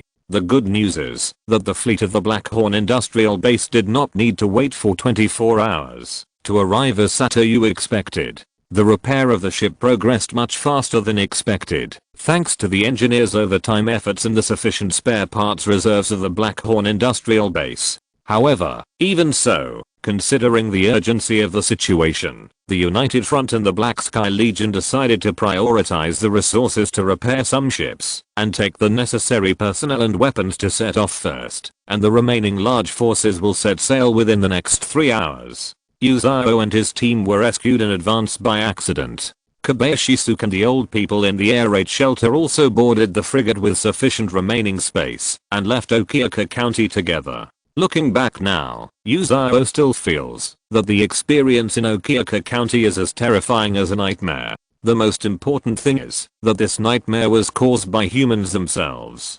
Satoru has sorted out the relevant reports. Because of the authorization key of Redens, Satoru has dug up a lot of secret intelligence. He is going to submit this intelligence to the Alliance Arbitration Tribunal to prevent future troubles. Crossing Cheyenne. Suddenly, Yuzao heard a faint shout from his right shoulder, so he turned his head and looked at the short maintenance technician with his red eyes. Perhaps crossing Cheyenne's gaze was too oppressive, and the courage that the maintenance technician had just mustered disappeared in an instant. He even lowered his head, trying to pretend that the person who just talked to Yuzao was not himself. What's wrong? Yuzao understood the other party's reaction, so he found the other party's information in the public channel and changed it to a private chat mode that only the two parties could see. Ah. Have you been discovered? The other party's reaction was unexpectedly shocked. Of course, my radio device is very sensitive. I'm just curious, how could your body become like this? It seems that our technology doesn't work on you. The maintenance technician was telling the truth. Although there were a large group of people busying around Yuzao, most of them were just helping Yuzao replenish ammunition, repair equipment modules and install armor. As for the repair of Yuzao's body, the maintenance technicians had almost no idea where to start. His body had changed into something that human engineers could not recognize at all, not to mention that the skin-like thing blocked the engineers' view of the internal structure. So they could only follow Yuzao's suggestion and plug a few energy cables into the interface that Yuzao had transformed.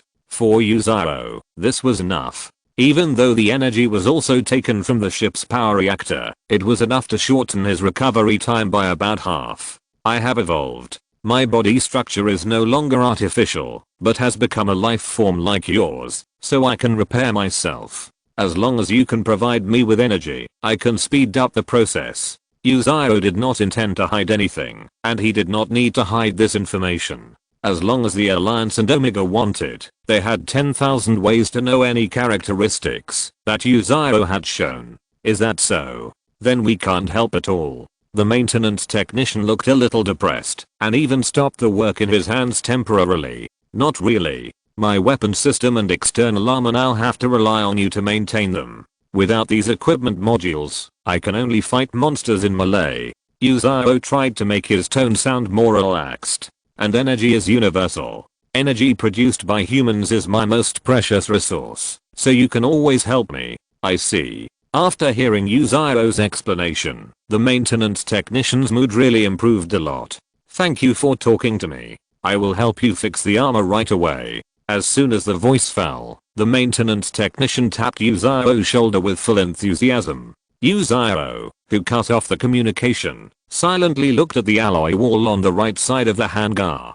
He knew that next to him was the hangar where Manuscript 03 was docked, and there were a lot of Omega staff gathered there. Once this special body was seriously damaged, it could only be repaired by Omega's people. After all, this was an experimental mecha. Many parts were customized, and the structure and design ideas of the mecha were also different from those of ordinary mechas. Of course, after hearing that Manuscript 03 showed an unprecedented form in this battle, everyone in Omega had green eyes. It was unknown how much effort they would have to spend to collect and study the mecha data this time. Beiying was more like a discarded guinea pig. Only Daozi was with her in her ward. Even though Satoyu had asked Omega for a neurosedative injection, no one knew whether Beiying, who had been injected with the injection, could still wake up after such a long time. Only Yuzao knew that in the weak connection between him and Beiying, who had received treatment, was slowly recovering his consciousness, but the progress of this process was as slow as a snail. According to Yuzao's estimation, Beiying might not be able to catch up with the final decisive battle. In other words, the United Front and the Black Sky Legions combined could only put together two mechas, Xingqian and Heoji. Can the combat power of the two mechas really play a key role in affecting the battle situation? Yuzao asked himself this question. Perhaps because he had seen Dai's strength, he had begun to doubt whether he was not as strong as he imagined. But Yuzao soon gave up the idea because he really found that he was not strong enough. What was strong was the equipment modules and combat skills in them all. As long as he could afford these things, he would have unlimited possibilities for upward evolution.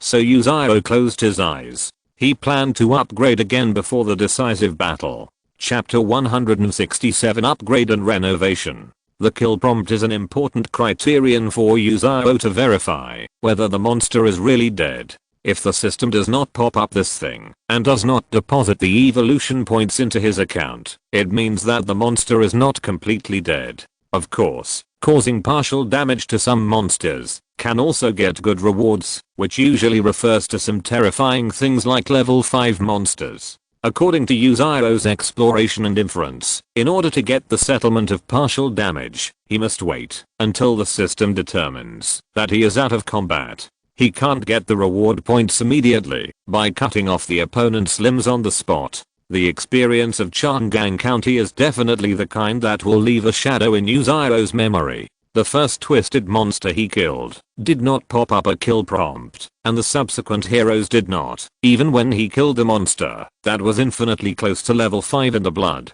The last time Yuzao heard the long lost system prompt sound was after Satoyu shot and killed the mutated old woman. Even Yuzao did not expect that Chang'an County's nightmare would end with the old man he saved. It turned out that the nearly perverted monster they killed was indeed a tough guy, because Yuzao received a full 80,000 evolution points reward, which was the amount he received after being judged as a team player. If he had killed the monster alone, the evolution points given by the system would have been enough for Crossing Shine to ascend to a role like the father of Mecha. However, Yuzao still didn't understand what the system's judgment criteria were. It was obviously Satoru who fired the last shot at the monster, but the system still moved this part of the reward to Crossing Shine. The reason given by the system was also very strange.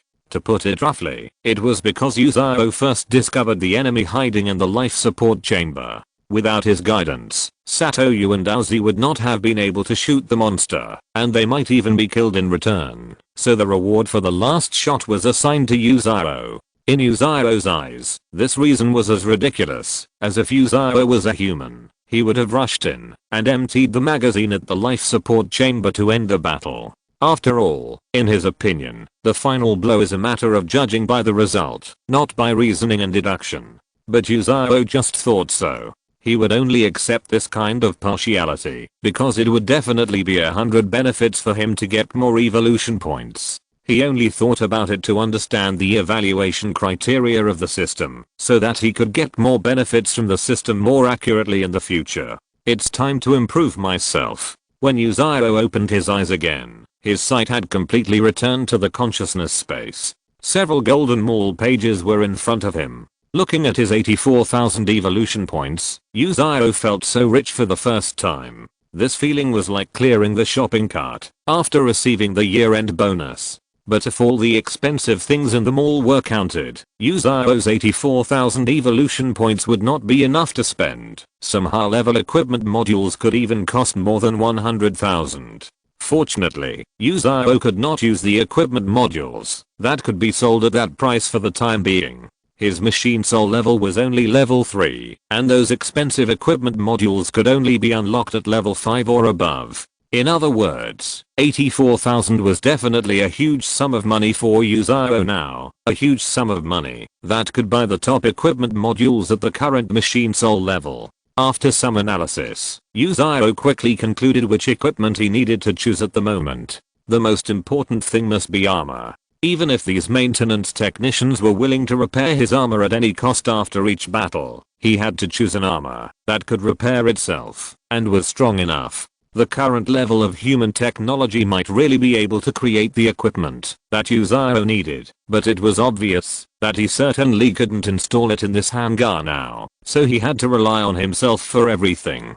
Product name: Fengai Molecular Memory Armor. Product description: made of the body skeleton material. The armor formed after low-level hardening has extremely high physical strength and excellent energy resistance. It not only has self-repair function, but also can accelerate the regeneration process by swallowing other metal substances. Pre-purchase requirements: hardening, skill, skeleton evolution. Note: this armor can accelerate the regeneration process by absorbing energy. When the hardening skill is activated, it can resonate with the armor, strengthen the skill effect, and reduce its cooling time. The various properties of this armor are consistent with the body strength and hardening skill level. Each time it regenerates, it will occupy 90% of the body's maximum power according to the regenerated volume until the regeneration ends. Price: 30,000. It's the same price as the broken life axe. Yuzao found that this equipment module also has growth potential and is not low in strength, but the price is also consistent with the battle axe in his hand.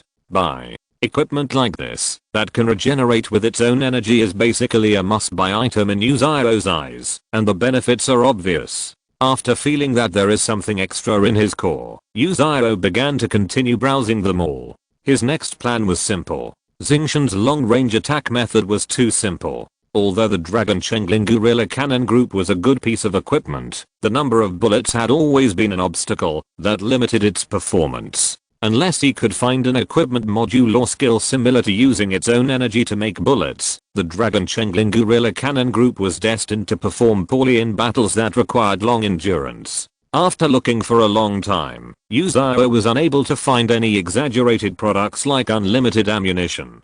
he could only settle for the next best thing and spend a lot of money to choose an equipment module to make up for the long-range firepower. Product name: Dark Energy Pulse Floating Cannon. Product description: the floating organ born from the body skeleton can compress and process the energy produced by the body core into dark energy with destructive properties. It has the characteristics of stable and unstable superposition states, which can effectively inhibit other energy reactions. Pre-purchase requirement: skeleton evolution. Note: this equipment can be regenerated from the body. The upper limit of the number of floating cannons depends on the strength of the body and the rated energy limit of the body core. Since the equipment module is defined as a body organ, it can be controlled by the operator's mind. Each launch requires 5.99% of the energy injected by the body price.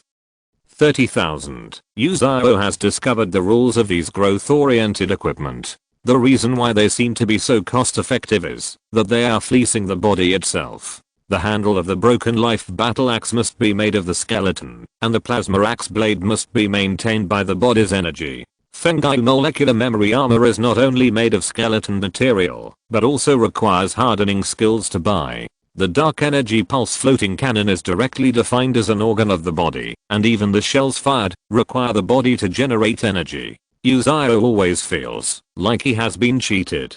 After all this time, I went from buying high-tech to biological mutation. Chapter 168 Equipment Recovery. After purchasing 2 items, Usio still had the last 24,000 evolution points left. This point card was a bit awkward.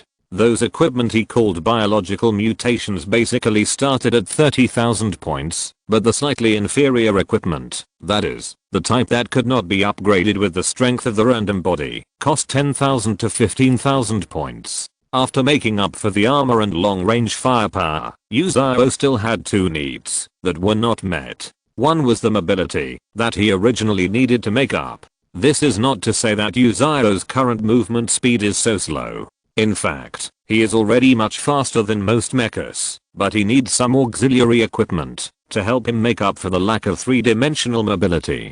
He did find an integrated equipment that can make the Mecha fly, but that is something that can only be purchased after the machine soul level 5, so he can only reduce his demand to a full joint jet device like Bayang. Unfortunately, most of the auxiliary mobility equipment he found did not seem to have a high maximum output and could not support crossing Shine's huge body to complete operations such as emergency stops or explosive acceleration. At most, it only played a role in assisting balance. This is the advantage of the Mecha driven by Bayang being light enough, and Usio's skeleton has been finalized, and his lower weight limit has been fixed. As for the equipment that can drive him to do difficult movements, all of them are large guys exposed outside the armor, similar to the equipment he took over from the White Mecha in the Silent Cemetery. But the enemies Usio is facing now are all stronger than those he has eliminated on the beach. If he is not careful, this device that cannot be protected by armor will be scrapped on the spot. By then, Usio has not used it a few times, and the evolution points will be wasted. After hesitating for a moment, Usio still closed the product category of mobility device and opened energy enhancement. Yes, Usio still needs to enhance the energy. Even though he already has a new core with energy output far higher than the power furnace, he still has to click on this category. Originally, he did not have this need, but after purchasing 2 growth equipment in a row, he realized the seriousness of the problem. These growth type equipment are simply blood-sucking. After Usio's preliminary calculation, if the battle axe and the floating gun are both in operation at the same time, his core energy utilization rate will soar to 50%. Originally, maintaining the plasma axe blade requires 30% of energy output. If he doesn't find a way to increase energy output, Usio will be disabled before the next battle. Because of this, his priority for energy enhancement even overshadows the original mobility device.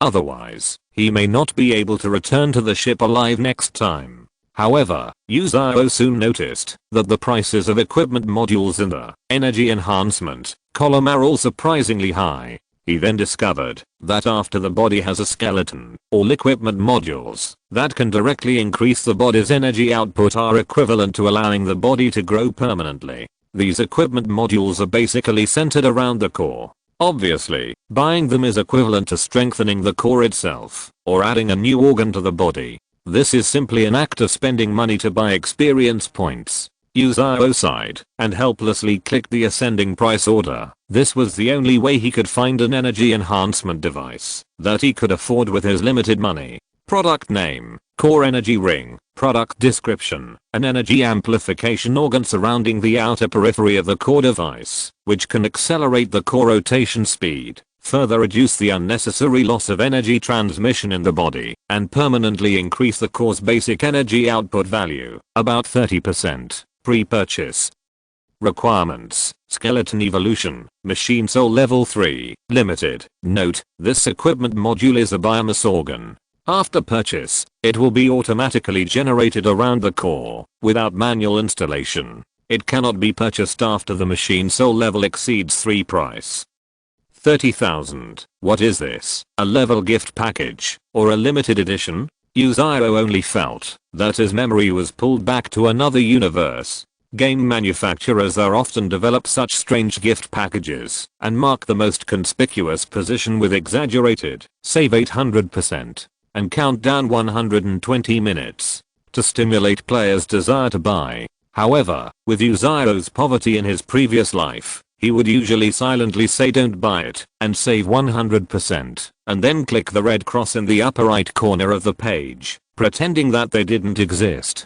But after careful consideration, Yuzao finally discovered the reason why the system limited the level. The basic energy output of this equipment is in percentage form, and this bonus is based on the current energy output efficiency of the body core. The stronger the body's energy output, the more percentage increase you get from buying this gift pack. In other words, the higher the level of this thing, the more effective it is. That's why the system has to limit purchases. On the other hand, since this thing is limited to the level of the machine soul, if you miss it now, it means you will miss an opportunity to upgrade forever. After repeated consideration, Yuzao felt that it would definitely be worthwhile to buy it. Just looking at the price of 30,000 on the screen, Yuzao couldn't help but frowned. This is already the lowest priced item in energy device, and he only has 24,000 left, and he still needs 6,000 to afford this cheapest item. But he must install this equipment before the next battle, otherwise it would be like fighting in a wheelchair. After a fierce ideological struggle, Yuzao decided to extend his magic claws to humans. 20 minutes later. Xingshan, your new armor has been installed. How is it? Does it feel right? The leading maintenance technician waved to Yuzao happily. For maintenance technicians like them, it is very interesting to be able to do maintenance on Xingshan's body, because that feeling is different from maintaining a Cold War machine, but like putting armor on a living person. Everyone is particularly excited to be able to communicate with a friendly giant with self-awareness. Well, it fits very well. Thank you for your hard work.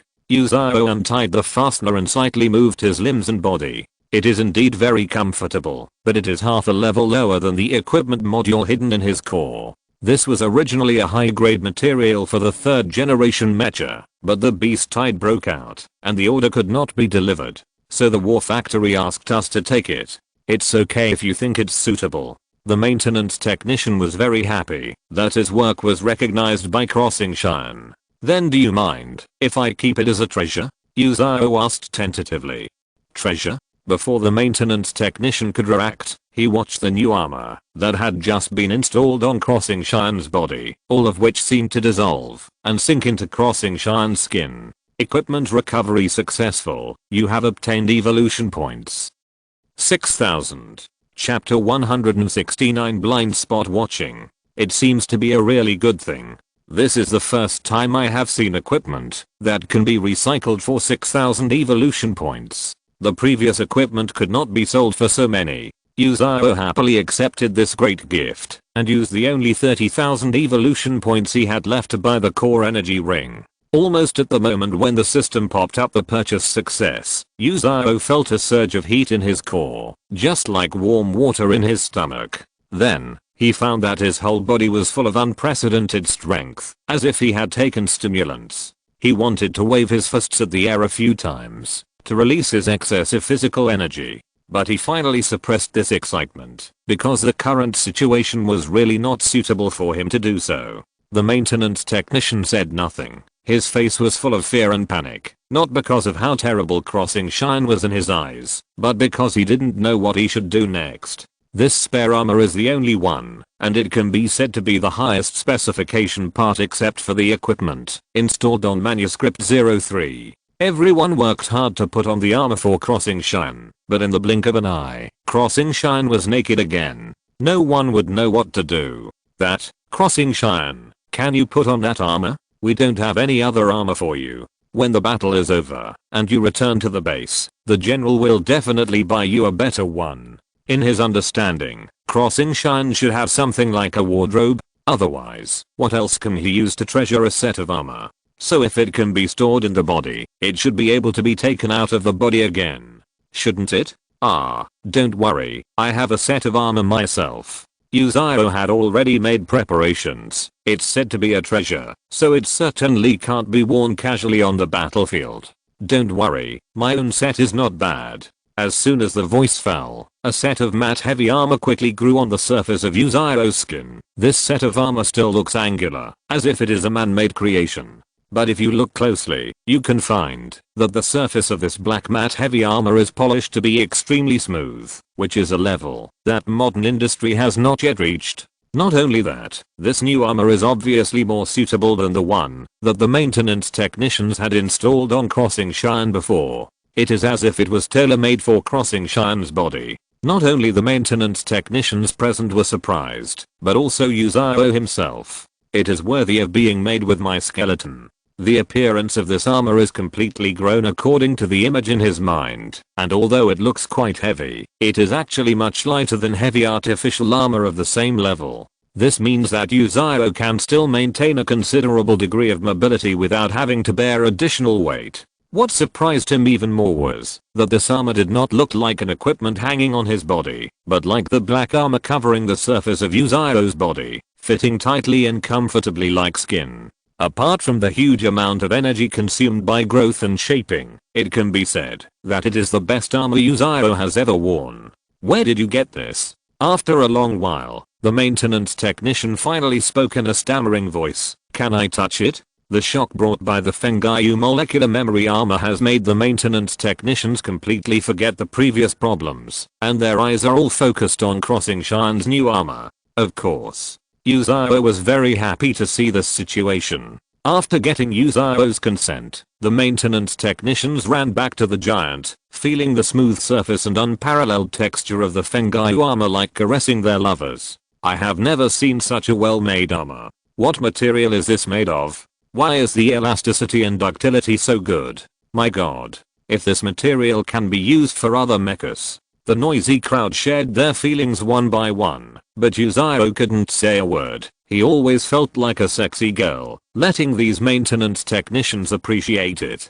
Of course, he can also be a sexy man. After all, there are also women among maintenance technicians, but the proportion is smaller. It seems that this matter is over. Let them touch it if they want. Yuziro took it as compensation for his lie. The energy ring and armor have been used. As for the floating gun, let's check its usage before the next battle. At the same time, in Hangar 2, Colonel Sato. Drive Mickey, what do you want to talk to me about? After confirming the condition of Shiroko, Satoyu rushed to the hangar where Manuscript 03 was parked as soon as possible according to the agreement with Dr. Mickey. The mecha driven by Shiroko has now been covered with white armor again, and all the damaged parts have been repaired. It is like a pure angel who has just come to the world, but this angel is man-made. When Manuscript 03 changed, you should have been there, Colonel Sato. Can you tell me briefly about the battle, especially the performance of this mecha in the battle? Dr. Mickey's tone was very relaxed, with a smile on his face, like the closest old friend. This is all in the combat record, right? Just looking at that thing should be much more detailed than what I can tell you. Sato's eyes passed over Dr. Mickey in front of him and fell on the place where sparks burst from the head of Manuscript 03. The repair speed of this mecha was much faster than Sato expected, but for some reason, Sato always felt that he was being watched by it. There was no reason.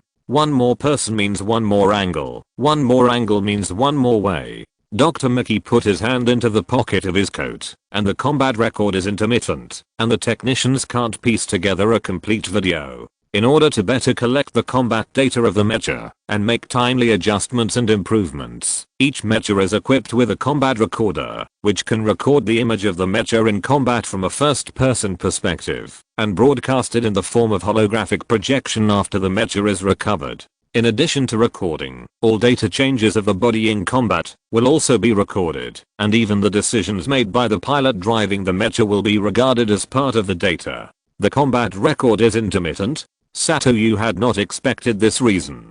The combat recorder is considered as important as the power reactor. Even if some pilots die with their mechas, you have a way to recover the recorder intact. But the fact is that the combat recorder failed to record the situation completely, so I troubled you. Dr. Mecha's eyes gradually became firm. This is very important to all mankind. If you're listening to this novel on a channel other than Fanfic World, it means they downloaded and uploaded it without effort. We cordially invite you to visit our channel, Mundo Fanfic Novelos. There you'll find the original version of this story and you can explore many other novels of various genres. We're waiting for you to immerse yourself in a world of incredible novels. Chapter 170, Unauthorized Interference. It is very important to the entire human race. According to what you said, this Mecha was designed by your mentor Yuan Zen.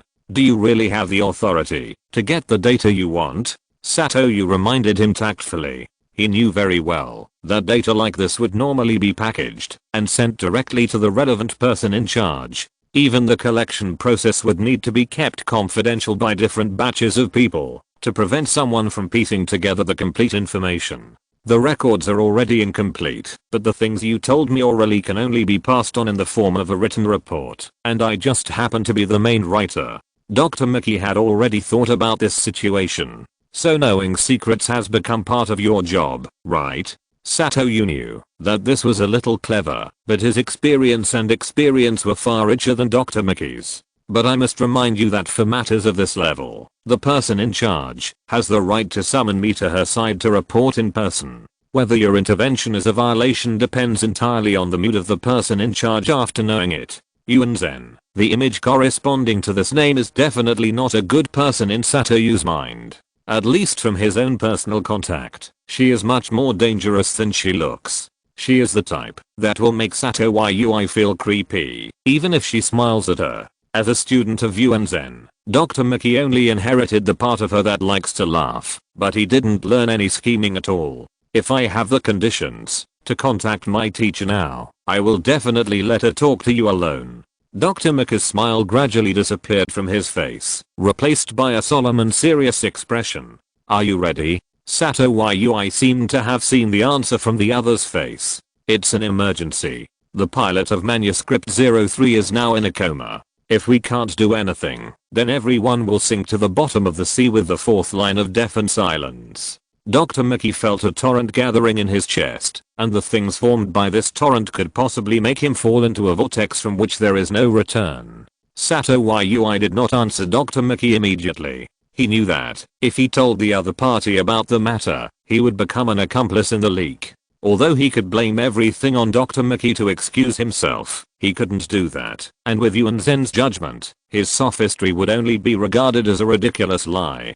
Dr. Mickey seemed to have noticed the reason for Sato's hesitation, and he spoke again. As a student of teacher Yuan Zen, I believe she will make the same decision as me at this time. It sounds like you are a relative, and will not be punished. Sato was angry and amused, but this also made him really determined. Okay, then I'll tell you what I know. I hope you really have a way to get us through this difficult time. In the medical room. This is one of the few quiet places in the entire ship. The ward even has several windows that can see the outside. The blue sky and white clouds always make people feel relaxed and happy and empty their minds. But considering the hellish scene outside, this window is still tightly covered by curtains. At this time, Beiying was wearing an oxygen mask and lying calmly on the spotless white bed. Her red combat uniform had long been replaced with a loose blue and white hospital gown. Is her brain as calm as her body? Sitting in front of her bed, Dowsy had no way of knowing. She only knew that the apple she brought was useless. Beiying had a mask on her face and couldn't eat. From the first moment she saw Beiying, Daozi had a great liking for this white-haired girl. Most of her short life was spent dealing with people who were at least 10 years older than her, or a group of innocent children. It's not that Daozi doesn't like this kind of life, she likes it very much. She likes everyone who is willing to say hello to her. But when she found that there was another girl driving a Mecha like her, somewhere deep in her heart, she inevitably felt a throbbing. Beiying was not much older than her. Even if she went through all of Daozi's memories, she couldn't find a peer like Beiying. Beiying was willing to say hello to her, didn't dislike her for not being able to speak, didn't laugh at her for being illiterate, and was willing to sleep with her. Her mind was still replaying the scene she saw in the cockpit of Manuscript 03. Those were the words that Shirokage said when his combat uniform was dyed red. Daozi was sure that those words must have been said by Shirokage. Daozi. Shirokage shouted Daozi's name, and then Manuscript 03 turned into a butterfly. Daozi saw all of this. Because of this, even if no one else had the time to accompany this pilot who didn't know when he would wake up, Daozi was willing to accompany Shirokage. Daozi didn't know how she could help, so she remembered what Satoyu had said and done, holding Shirokage's hand and stroking the back of his hand with his thumb. She felt that this was a move that allowed the other party to sense her, a move that could make people feel at ease. Daozi, Colonel Sato asked you to go to the bridge now. The combat meeting is about to begin. A young girl in a medical uniform interrupted Daozi's action. She held a tablet terminal in both hands and said to Daozi in a gentle and almost doting tone. Daozi, who had come to his senses, nodded to the medical staff with a smile, then reluctantly let go of Beiying's hand and put the peeled apple in the fresh keeping box on the cabinet next to the bed. The apple in Beiying's hand disappeared. She knew that she seemed to be on the verge of a collapse of consciousness, but the good news was that her mind seemed to be recovering. Not sure how long ago, when Beiying woke up on the beach, Daozi, the one who fell out of the culture tank, was sitting next to her. She was wearing a white hospital gown that was too big, and her trouser legs, which had been rolled up almost 10 times, were still dragging on the sand like a rag. When Daozi saw Beiying open her eyes, she immediately threw herself into her arms and rubbed her delicate little face against Beiying's wet chest. After the hug, Beiying found that Daozi was holding a chip in his hand. Judging from the specifications on the back of the chip, it looked like the core component of the Deep Trace bionic interaction system installed on the Mecha. It has been detected that the pilot's consciousness has returned to a stable level, and the system has been released from custody. Almost at the moment, when Beiying wanted to return the chip to Daozi, a soft female voice resounding through the heavens and earth reached Beiying's ears. Now she was completely sure that she had a serious deviation in consciousness. But why was she awake? Chapter 171. The butterfly emerges from the cocoon. Am I in a consciousness space? Beiying's mouth didn't even move, but she had already spoken the words in her mind. The sound came from the beach under her feet, the white sky above her head, and the calm and deep ocean in front of her. Yes, your vital signs are currently stable, and your consciousness is expected to awaken in 6 hours and 21 minutes. The soft female voice surrounding the entire consciousness space answered Beiying's question. You are Deep Scar. Why did you appear in my consciousness space? Beiying still couldn't control her brain, but she had realized that her thoughts would be exposed in the consciousness space. Because the system detected that the Mech entered the second form, the pilot could not make effective control. According to the preset plan, the system decided to temporarily enter the trusteeship state and continue to provide life monitoring services for the pilot. How could the system enter my consciousness space to monitor my synchronization? Thinking of this, Beiying finally understood the logic behind it. My synchronization rate has reached 100%. From a theoretical point of view, my consciousness has merged with the Mech. Your guess is very accurate. Because of this, I can continue to serve you in the consciousness space. The female voice even revealed a hint of relief. Even though Beiying knew that this was an emotional simulation preset by the artificial intelligence, she still felt uncomfortable. Then am I still in the cockpit now? What's the situation outside? Beiying took it for granted that she had not yet disconnected the neural synchronization with the Mech, otherwise she would not have been able to hear the voice of the artificial intelligence. You are now in the number 2 special monitoring ward of the main transport ship of the Black Sky Legion. If the external situation you are referring to is the battle before you fell into a coma, then you and your team have won the victory and successfully met up with the support troops who arrived. While Deep Scar was speaking, it also used a nearly VR form to show Beiying all the relevant video data recorded by the machine. This behavior is like using the human brain as a hard drive to read and write memories. So I was unconscious for so long. Wait, if I was in the ward, why can I still hear your voice? Beiying quickly realized this somewhat scary question. She had obviously left the cockpit, and the neural synchronization with the Mecha should have been disconnected. You have established a deep connection with Butterfly.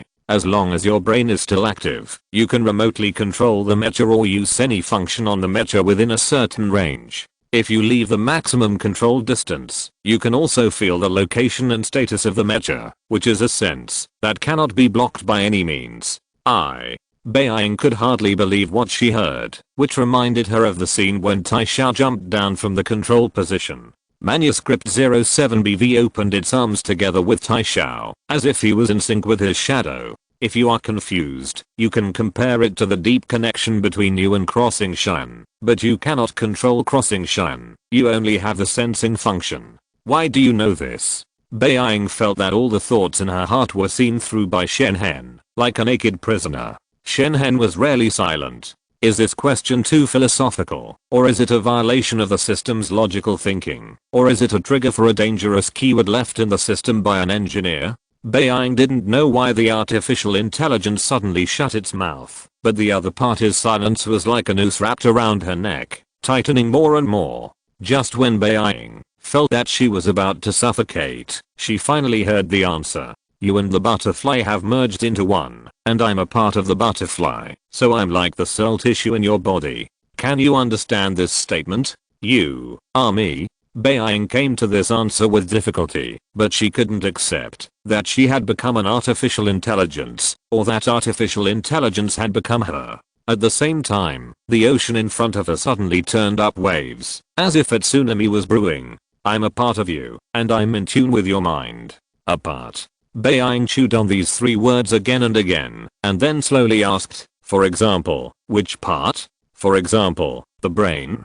The rhetorical question from Deep Scar almost made Beiying's breathing stop. The surging waves surged on the water, and the white sky was covered with dark clouds. After a while, the entire consciousness space was greeted by lightning, thunder, and violent storms. Rumble or thunder sounded, and Owlsy grabbed Beiying's arm in fear, while the latter still sat on the beach motionless, letting the heavy rain hit her. Are you the butterfly? It was obviously a storm, but Beiying's voice was louder than the thunder. I'm not a butterfly, I'm just an artificial intelligence embedded in the body of a butterfly, and she is. Crack. A bolt of lightning with surging electricity fell in front of Beiying's eyes, but in her pupils, Dows's face full of fear was reflected. The next second, the rain stopped. The huge waves fell back into the sea, splashing water at Beiying's feet. Beiying slowly put his arms around the girl's shoulders, and the latter regained peace at this moment. This girl who looks exactly like Dowsy is Dai. Dai's image will be displayed in your consciousness space as she wants to present herself, and in Dai's cognition, she only has this one image. As if aware of Beiying's doubts, Shenhen took the initiative to answer. Dai has her own consciousness, why does she still need you? Beiying didn't need to do much psychological preparation to calmly accept Dai's existence. After all, she had already witnessed Xingshan's awakening. The experience of Manuscript 07BV and Taishao also gave Beiying enough hints and information. She had long anticipated that today's situation would occur. In fact, the reality is better than she expected. At least Dai is not a monster, and she has not turned into a half-human half-beast monster. Dai's mind is not enough to support her to participate in dangerous battles like a normal person. The assistance of artificial intelligence is necessary for both Dai and you. My performance in the last battle was in line with combat expectations, Shenhen said without modesty. One last question. Beiying's pupils shrank slightly. Why does Dai look exactly like Dowsy? Could it be that she likes Dals's image more, so she projects it into her? I have already answered your question. In Dai's cognition, she only has this image. Shenhen's answer was so straightforward and affirmative. Beiying fell into a long silence. She hugged Dai tighter, and her eyes could not help but wander over Dai's body several times. Finally, she could only ask with a struggling mood. You mean, Dai didn't scan Dals's image, but she thinks she looks like this, right? Yes. Chapter 172 Knowing Nothing. Beiying's mood was complicated. She stroked Dals's shoulder with her hand, while recalling her previous experiences during neural synchronization. Shenhen was right. The figure Beiying saw in the glass at that time was Dalzi, but she thought it was just her subconscious reflection. The image of Dai in her mind was Dalzi. She never expected that Dai's original image looked exactly like Dalzi, and had nothing to do with her subconscious mapping. During several neural synchronizations, Beiying did not enter her own consciousness space, but Dai's consciousness space. At that time, Dai was still in a certain state of restraint. Perhaps if the synchronization rate between Beiying and Dai did not reach 100%, Dai would never be able to get out of chasing the little rabbit. Beiying did not know how long a creature's consciousness could experience chasing the little rabbit. That muddled state, and the memory of visiting Luli would completely destroy a person's mental defenses in a very short time, draining a person's sanity, and pouring the poison called madness into the person's brain. Even the pilot who had undergone psychological training could not endure this level of mental torture for a long time. When people experience chasing bunnies, their perception of time becomes extremely blurred. 2 minutes in the real world can even be slowed down 100 or 1,000 times in the consciousness space. That's why the Alliance is so anxious to rescue pilots with shifted consciousness, and specifically states in the first aid manual that the best rescue time is only 30 minutes after the shift in consciousness occurs. Once this time is exceeded, there is almost no chance that the pilot will regain his sanity. How long did Dai experience chasing bunnies? This mecha does not look like it was just delivered to Beiying after it left the factory. It must have gone through many rounds of testing and adjustments until Omega confirmed that it could withstand the test of actual combat, and then let Beiying become the pilot of Manuscript 03. Dai has been trapped in that illusion. That can be called simple. Listening to the man's knocking through the glass over and over again, looking at the blurry figure over and over again, and endlessly repeating in the cycle of opening and closing eyes. Perhaps it is precisely because this memory is so monotonous and boring that Dai's consciousness can retain its sanity. But if it was Beiying who was soaked in the liquid, she would be tortured to madness before being awakened. She stared at Dai, Dai's head tilted slightly, leaning on her shoulder, her face full of happiness and satisfaction. Beiying could clearly feel that Dai was not Dalzi. She did not inherit Dalzi's memory or cognition. She was just a person who looked exactly like Dalzi. But how could there be two people in the world who looked the same? Twins. This was the only reasonable explanation Beiying could think of. Just as Beiying tried to convince herself to accept this guess, the soft voice of Shenhen echoed in her ears again. Your consciousness recovery speed is accelerating. Congratulations on waking up early. At the same time, in the main control room of the bridge, Colonel Sato, are you sure we want to arrive at the battlefield in advance with hundreds of old people? The speaker was the adjutant of the United Front Corps. Since the Corps commander took half of the Mecha personnel to protect the large force to retreat at the beginning, the other half left behind could only be led by him and Sato Yu. Isn't that the reason why you set out in batches? Besides, we slowed down and waited for the follow-up fleet to arrive. We are also heading for the main force. The old men just changed from a main ship to a larger flagship. Sato Yu rejected the other party's point of view. The flagship has much higher protection performance than the main ship, and the accommodation and medical conditions are also better. They are not combatants, so there is no need for them to take risks with us. You also have good intentions, I know, but we have wasted too much time. It is us, the pilots and the ground troops, who are fighting on the ground. You are safe in the sky. The reason given by Sato Yu made the adjutant completely lose the idea of continuing to argue. Well, I have no objection. What do you think of the people in the black sky? The adjutant cast his eyes on the acting commander, who had just recovered. I have no objection either. The Black Sky has never liked procrastination. The priority of resolving the crisis as soon as possible is always the highest. The acting commander still had one arm wearing protective gear. According to the doctor's advice, he should be lying in the ward at this time, not standing at the round table. That's good.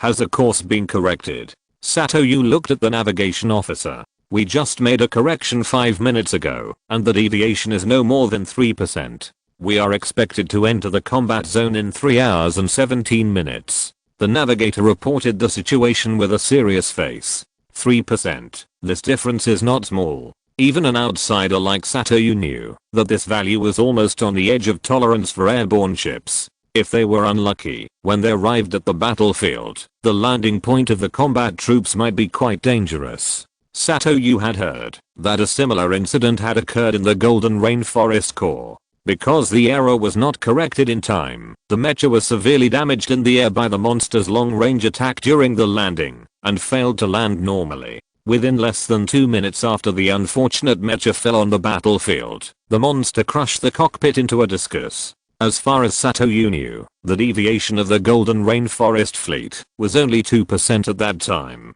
The difference stipulated by the Alliance cannot exceed 0.5%. All crew members are always using human assistance to correct the error value. 3% is the best result we can give at present. Since they sat in the chair of controlling the ship, they have not rested for a second. The navigator's eyes were both worried and distressed. After the meeting, please pay my respects to them and remember to install life monitoring modules for them. I don't want anyone to die at their job. Satoyu expressed his understanding. In the signal shielding condition of the Fourth Line Islands, the large forces can only guide the subsequent support forces by leaving signal coordinates at fixed intervals. This method was also used by Satoyu and his team when crossing Cheyenne first arrived in Black Corner City. However, without satellite positioning and Alliance network coverage, the channel error of the ship will be much higher than the standard value stipulated by the Alliance only with signal coordinates. In a war of such a scale, it is almost equivalent to infinitely magnifying the death probability of the support forces.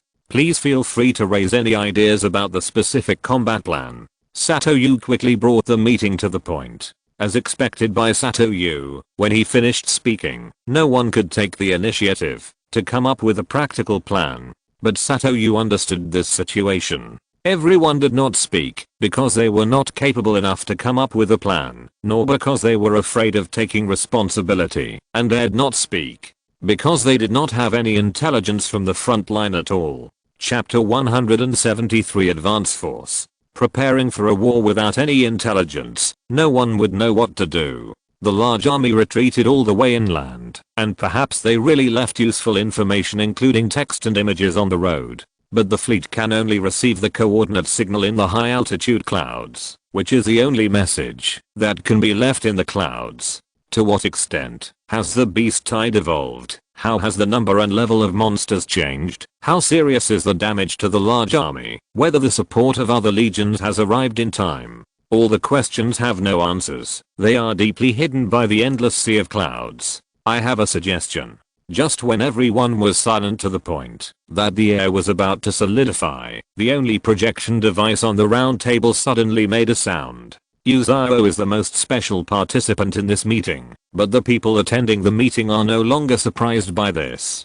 Go ahead. Satoyu trusts this partner who has fought side by side with him. Since the route is deviated and intelligence is missing, it would be very risky to rashly deploy combat troops to the ground. Although the combined combat power of our two legions is not very high, I estimate that the losses on the large side will not be small. We must ensure that the landing site is as safe as possible.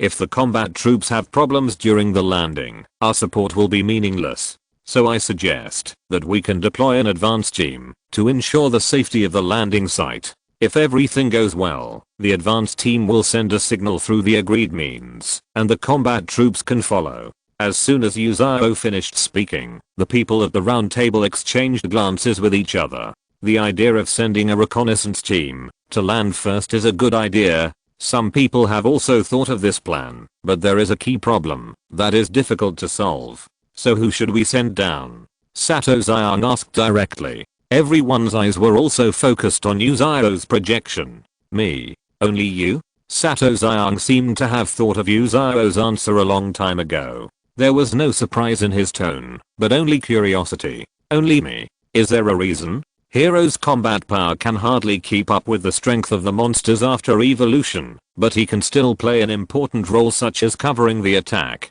So Heoji can't go down rashly, and he can't go down with me, unless the landing point is confirmed to be safe. I heard that manuscript 03 has been repaired, but the pilot Beiying is still in a coma. This mecha is very special and only she can control it. Omega has confirmed this, so it can't go into battle. Ground troops should stay away from the core firefighting area as much as possible. It is their responsibility to transfer and protect the people and eliminate small monsters. Letting them face large monsters is tantamount to sending their lives, not to mention that the firepower they are equipped with cannot effectively help me fight large monsters. The strength of my body has just undergone a round of upgrades, and I'm the only one among the 3 mechas that has the strength to kill a level 4 monster alone. Even if I can't defeat the opponent, it is more than enough to protect myself. In summary, this mission can only be carried out by me. After confirming that the area is safe, I will fire a dark energy cannon at the airspace behind the ship. If it is not safe, I will fire a dark energy cannon at the airspace in front of the ship. Dark energy cannon, what kind of weapon is that? Can we identify it? The person in charge of the war factory spoke first. It is because you have never seen it, so you can recognize it at a glance when I fire it. Yuzio thought of a tricky statement. Because he himself did not know what the dark energy cannon looked like when it was fired. You can't just fire it in the ship to try it out. However, this statement was indeed accepted by the person in charge of the war factory. Yuzio could even see through the holographic projection that the other party showed an expectant expression. It is worthy of being a department with the same blood as Omega. As for the others, Yuzio seemed to feel that they all had relief written on their faces. It is very thoughtful. This plan is indeed our best choice at the moment. Even Sato you couldn't find any fault with it. Standing in the ship and watching others rush to the front line is not his and Dal's style. He originally wanted to drive the hero and go down with Crossing Shan, but he really couldn't refute the reason given by the other party. However, just when everyone raised their hands to vote, the medical staff that Daozi was familiar with rushed to the bridge. Sorry, I have something urgent to tell everyone. Don't worry, talk slowly. Sato Xiang did not blame the other party, and Daozi took out her own water bottle and handed it to the panting person. Thank you. The medical staff took Daozi's water bottle, but did not rush to open it, but first told everyone the important things she knew. Beiying. Miss Beiying is awake. So fast. Is she okay? Is she still awake? Sato Xiang thought that the other party would say that something happened to Beiying and she needed to be sent to the emergency room, but the result was completely opposite to his expectation. She is fine. Miss Beiying behaved very calmly. The psychological assessor also talked to her. Her cognitive level is normal and all indicators are fine. Almost at the moment, when the nurse finished speaking, Dr. Mecha suddenly covered his ears with his right index finger. This was his habitual action when he answered the communication with headphones. The next second, he frowned and announced to everyone the strange incident he had just heard. Manuscript 03 started up on its own. As soon as this was said, everyone looked at Dr. Mecha. What do you mean by self-starting? It started up without a pilot? The acting commander of the Black Sky was very shocked. After all, the last mecha in their base that started up on its own was now sitting on an equal footing with everyone at the round table. Yes, that's the situation. Dr. Mecha confirmed the acting commander's statement. The maintenance technicians and Omega researchers in the hangar have checked the body data. There is no possibility that it started up inexplicably due to a system operation error. It just started up normally. Did it do anything? The acting commander asked the question that everyone was most concerned about. If scanning and watching the staff present can be considered as actions. Dr. Mecha's face relaxed a little. Other than that, there was no action, and it did not show any resistance to the staff's data collection. The only point worth noting is that the mecha's neural synchronization status is displayed as connecting. Is it because Shirokage woke up? After a moment of silence, Dr. Mickey suddenly realized the problem. How is Shirokage's current physical condition? Is it convenient for her to come to the bridge? Satoyu asked the medical staff. Of course. Miss Shirokage is fine now. I will go and inform her. After the medical staff answered Satoyu nervously, he screwed the lid of the kettle back to Dowsy and then trotted back the same way. 2 minutes later, Shirokage, wearing a hospital gown, walked slowly from the corridor. Chapter 174 The Future in Hands. Whether it was the way Shiro walked or her straight back, she didn't look like a patient who had just recovered from a serious illness. It was as if the coma before was just a very long dream. Shiro, is it okay for you to attend the combat meeting? Although Satoyu had already called her over, he still asked again out of concern. It's okay, Colonel Sato. That's good. Hearing the tone of Shiro's voice, Satoyu finally breathed a sigh of relief. The Shiro in front of him was indeed Shiro, not the strange personality in Shiro's skin in the previous battle. Shiro, Mississippi 03 started up automatically in the hangar, and the time coincided with the moment you woke up. Can you explain the situation to us? Before Satoyu could speak, Dr. Mickey got to the point. Shiro didn't answer immediately, but stared at Dr. Mickey with a calm look. In fact, no one present noticed that there was another curious look hidden in Beiying's pupils. She shared vision with Dai, and this innocent and simple consciousness seemed to have never seen the outside world, and greedily wanted to see everything around through Beiying's eyes. When Beiying's eyes were projected on Dr. Mickey, she clearly felt the emotional fluctuations from Dai, as if Dai had finally found something she knew. Is it one of those blurry figures? Beiying had this question in her heart, but Dai couldn't answer her. This is not, because Dai can't speak like Dowsy. As long as Dai, who is in tune with Beiying's consciousness, has any idea, it can be transmitted to Beiying's brain without speaking. But the most serious problem is that Dai can't understand what Beiying is saying at all. She is like a baby who has just been born in the world and can only sense and recognize the most basic emotional reactions. So she can't condense specific feelings to respond to Beiying's questions. My mecha was not made by you, Omega. Shiro asked Dr. Mickey calmly. If something happens to Manuscript 03, you are the ones who should investigate the problem. Shiro didn't know why Manuscript 03's consciousness was a little girl like Dai, but a mecha responsible for fighting monsters should never have this image in mind. No matter what Omega did to this mecha, it must not be a good thing.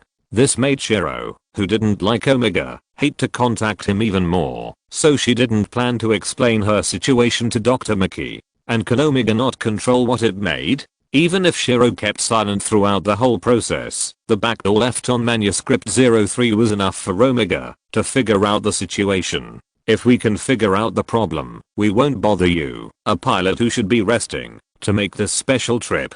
Dr. Mickey was not angry, nor did he feel that he was offended by Shiro. Ms. Shiro, your judgment and description are of vital importance to the next battle. I'm not discussing this with you from the perspective of Omega, but for all of us to survive. Dr. Mickey was telling the truth. Omega is a very large organization. For something like Manuscript 03 designed by you and Zen, no one can go beyond their authority to know the information of this mecha unless Yuan Zen himself shares it with you. Even those who are responsible for collecting data, debugging parameters, and even installing armor on the body of the mecha by hand, only know the tip of the iceberg. This set of confidentiality and division of labor workflow is destined to make it impossible for most people to piece together the complete truth. Even Dr. Mickey, who is an apprentice under Yuan Zen, barely unveiled the mystery of this mecha with incomplete information, logical reasoning and speculation. If it weren't for the detailed information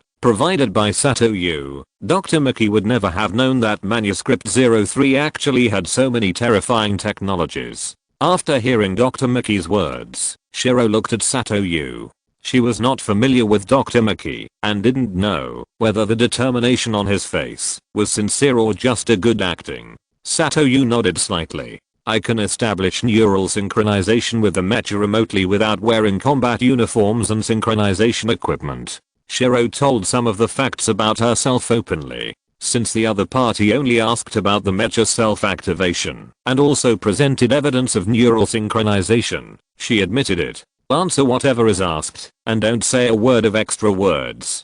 This is Shiro's way of dealing with it. As soon as the voice fell, Dr. Mecha's headset came with the communication from the hangar. It seems to be the same as you said. Dr. Mecha had just received the message that Manuscript 03 had crossed its arms in front of its chest and the body, which was exactly the same as Shiro's current action. Remote synchronous control. This technology sounds like a miracle. The person in charge of the war factory also understood how incredible it was. The Overwatch Alliance has always been committed to developing remote control technology and unmanned driving systems, hoping to use them to replace the role of the pilot. After all, no matter how good the pilot is, he is still a human being, and as a living being, especially when facing a big guy like a monster, he is too fragile. If the pilot does not eat or drink, his body will become weak, his will not be firm enough, and his synchronization rate will decrease. If he is injured in battle, he will not be able to exert the full strength of the mecha. Even if the monster destroys the cockpit, the mecha will become a pile of immobile scrap metal. The inherent defects of biological organisms are fully reflected in the pilot who drives the mecha. Even professionally trained and experienced pilots cannot avoid these situations. This is why the Alliance develops new technology. What they want is a pure war machine. It will not affect the reaction due to excessive blood loss, and will not affect the action due to emotional fluctuations. It will calculate every possibility and get the optimal solution during the battle. Even if a limb or even the head is missing, it can continue to fight and accurately execute tactics. This is the mobile armor that the Alliance wants. However, the reality is cruel. Even though Omega has given the two technologies the highest priority, they have not been able to come up with a mature solution, not even an experimental one. This has directly led to the Alliance having to select suitable pilot candidates from all over the world, and then spend a lot of money and energy to let the candidates undergo layers of selection. The resources consumed by the eliminated people cannot be recovered at all. Often only 2 out of 10 candidates can pass the final test and become pilots. To a certain extent, the resources consumed in training a pilot are similar to those consumed in making a mecha, and the two are equally rare. And Shiro now holds the secret that can change the fate of the Alliance. Chapter 175 Technology Convergence.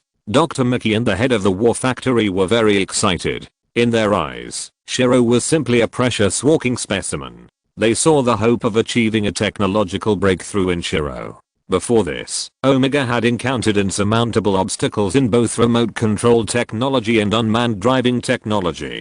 The biggest problem with remote control technology is transmission delay and signal transfer. These two problems are intertwined with each other, and together constitute a mountain that technicians cannot dig.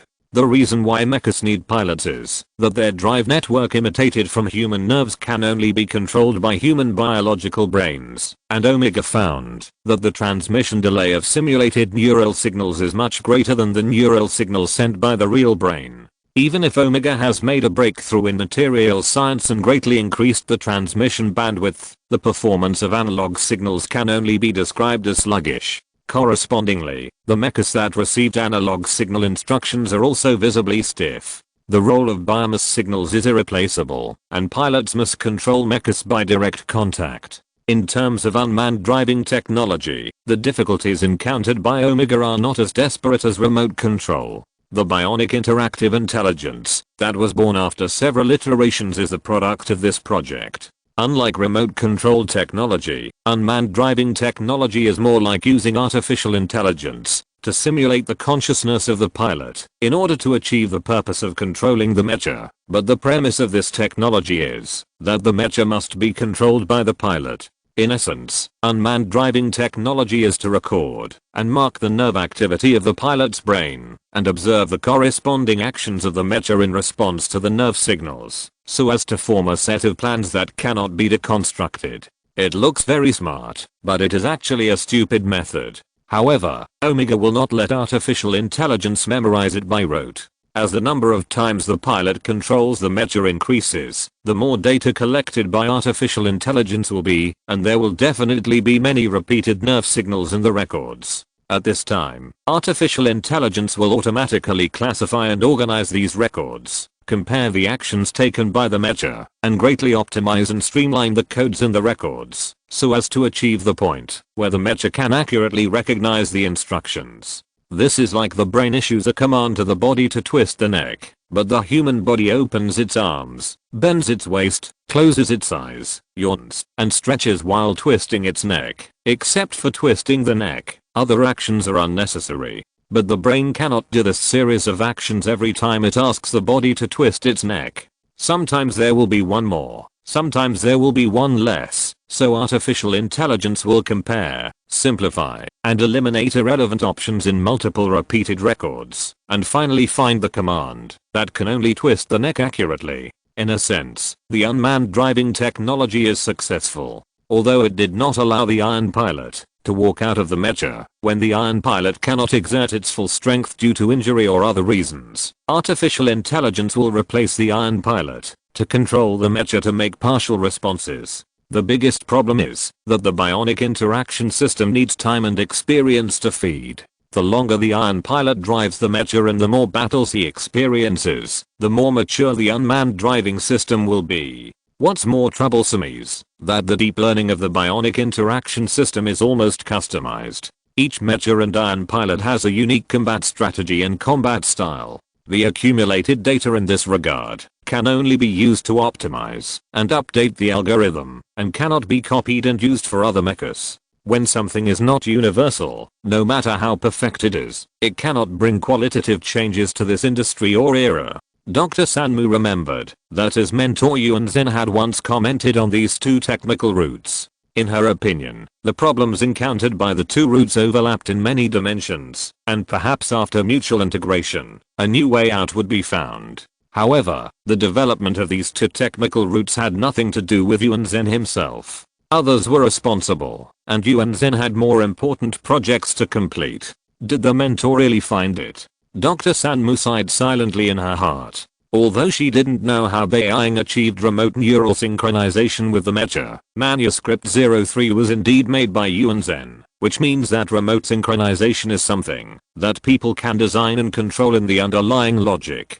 Even if Beiying is just an example, it is definitely of great research value. What is the farthest distance you can remotely control the Mecha? The person in charge of the war factory asked a very practical question. I can't give you an accurate answer. This kind of synchronization only has a very abstract sense of distance in my mind. After all, this Mecha was not designed by me, and I don't have documents and instructions to refer to. Then make an estimate. The person in charge of the war factory immediately made a concession. 3-dimensional space with a radius of 5,000 meters? Beiying narrowed her eyes slightly, feeling the strange perception from the depths of her mind, but this expression and tone were just fake. Her maximum control radius is actually 5,520 meters. The delay in perception of control will decay as the distance increases, and the fluctuation ranges between 100% and 80%.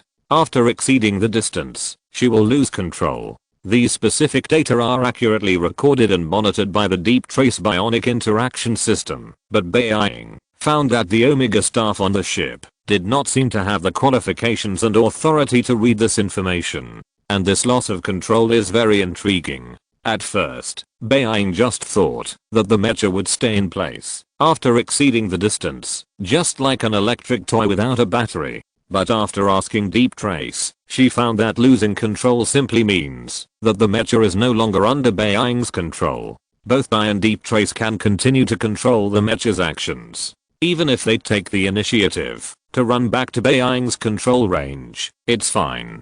From this perspective, Manuscript 03 may be regarded as an awakened Mecha to a certain extent, a youth version of Crossing Cheyenne. A radius of 5,000 meters, that's quite a long distance. Dr. Mecha could no longer suppress the excitement on his face, and the corners of his mouth almost turned up. According to his idea, the pilot can even sit in an independent aircraft 1,000 meters high to control the Mecha in this way, which can not only ensure the safety of the pilot himself, but also avoid worrying about the Mecha's overall performance seriously declining due to local damage. Then can you recover to the state of controlling the Mecha in combat within 3 hours? Dr. Mecha couldn't wait to realize his idea. I can do it now. Beiying smiled confidently. You want Beiying to remotely control Manuscript 03 and land with Crossing Shan? Sato, you immediately guessed Dr. Mecha's idea. We don't have an independent aircraft for Beiying to use, and she doesn't know how to fly a single soldier aircraft. No, Miss Beiying doesn't need to fly an aircraft. Dr. Mecha already had a plan. Just let the main ship descend. End of this chapter. Thank you very much for reaching the end. Don't forget to like. Looking for more exclusive content and immediate access? Subscribe to our Patreon. Remember, every like, subscription, or donation encourages us to continue. Thanks to everyone. See you in the next video.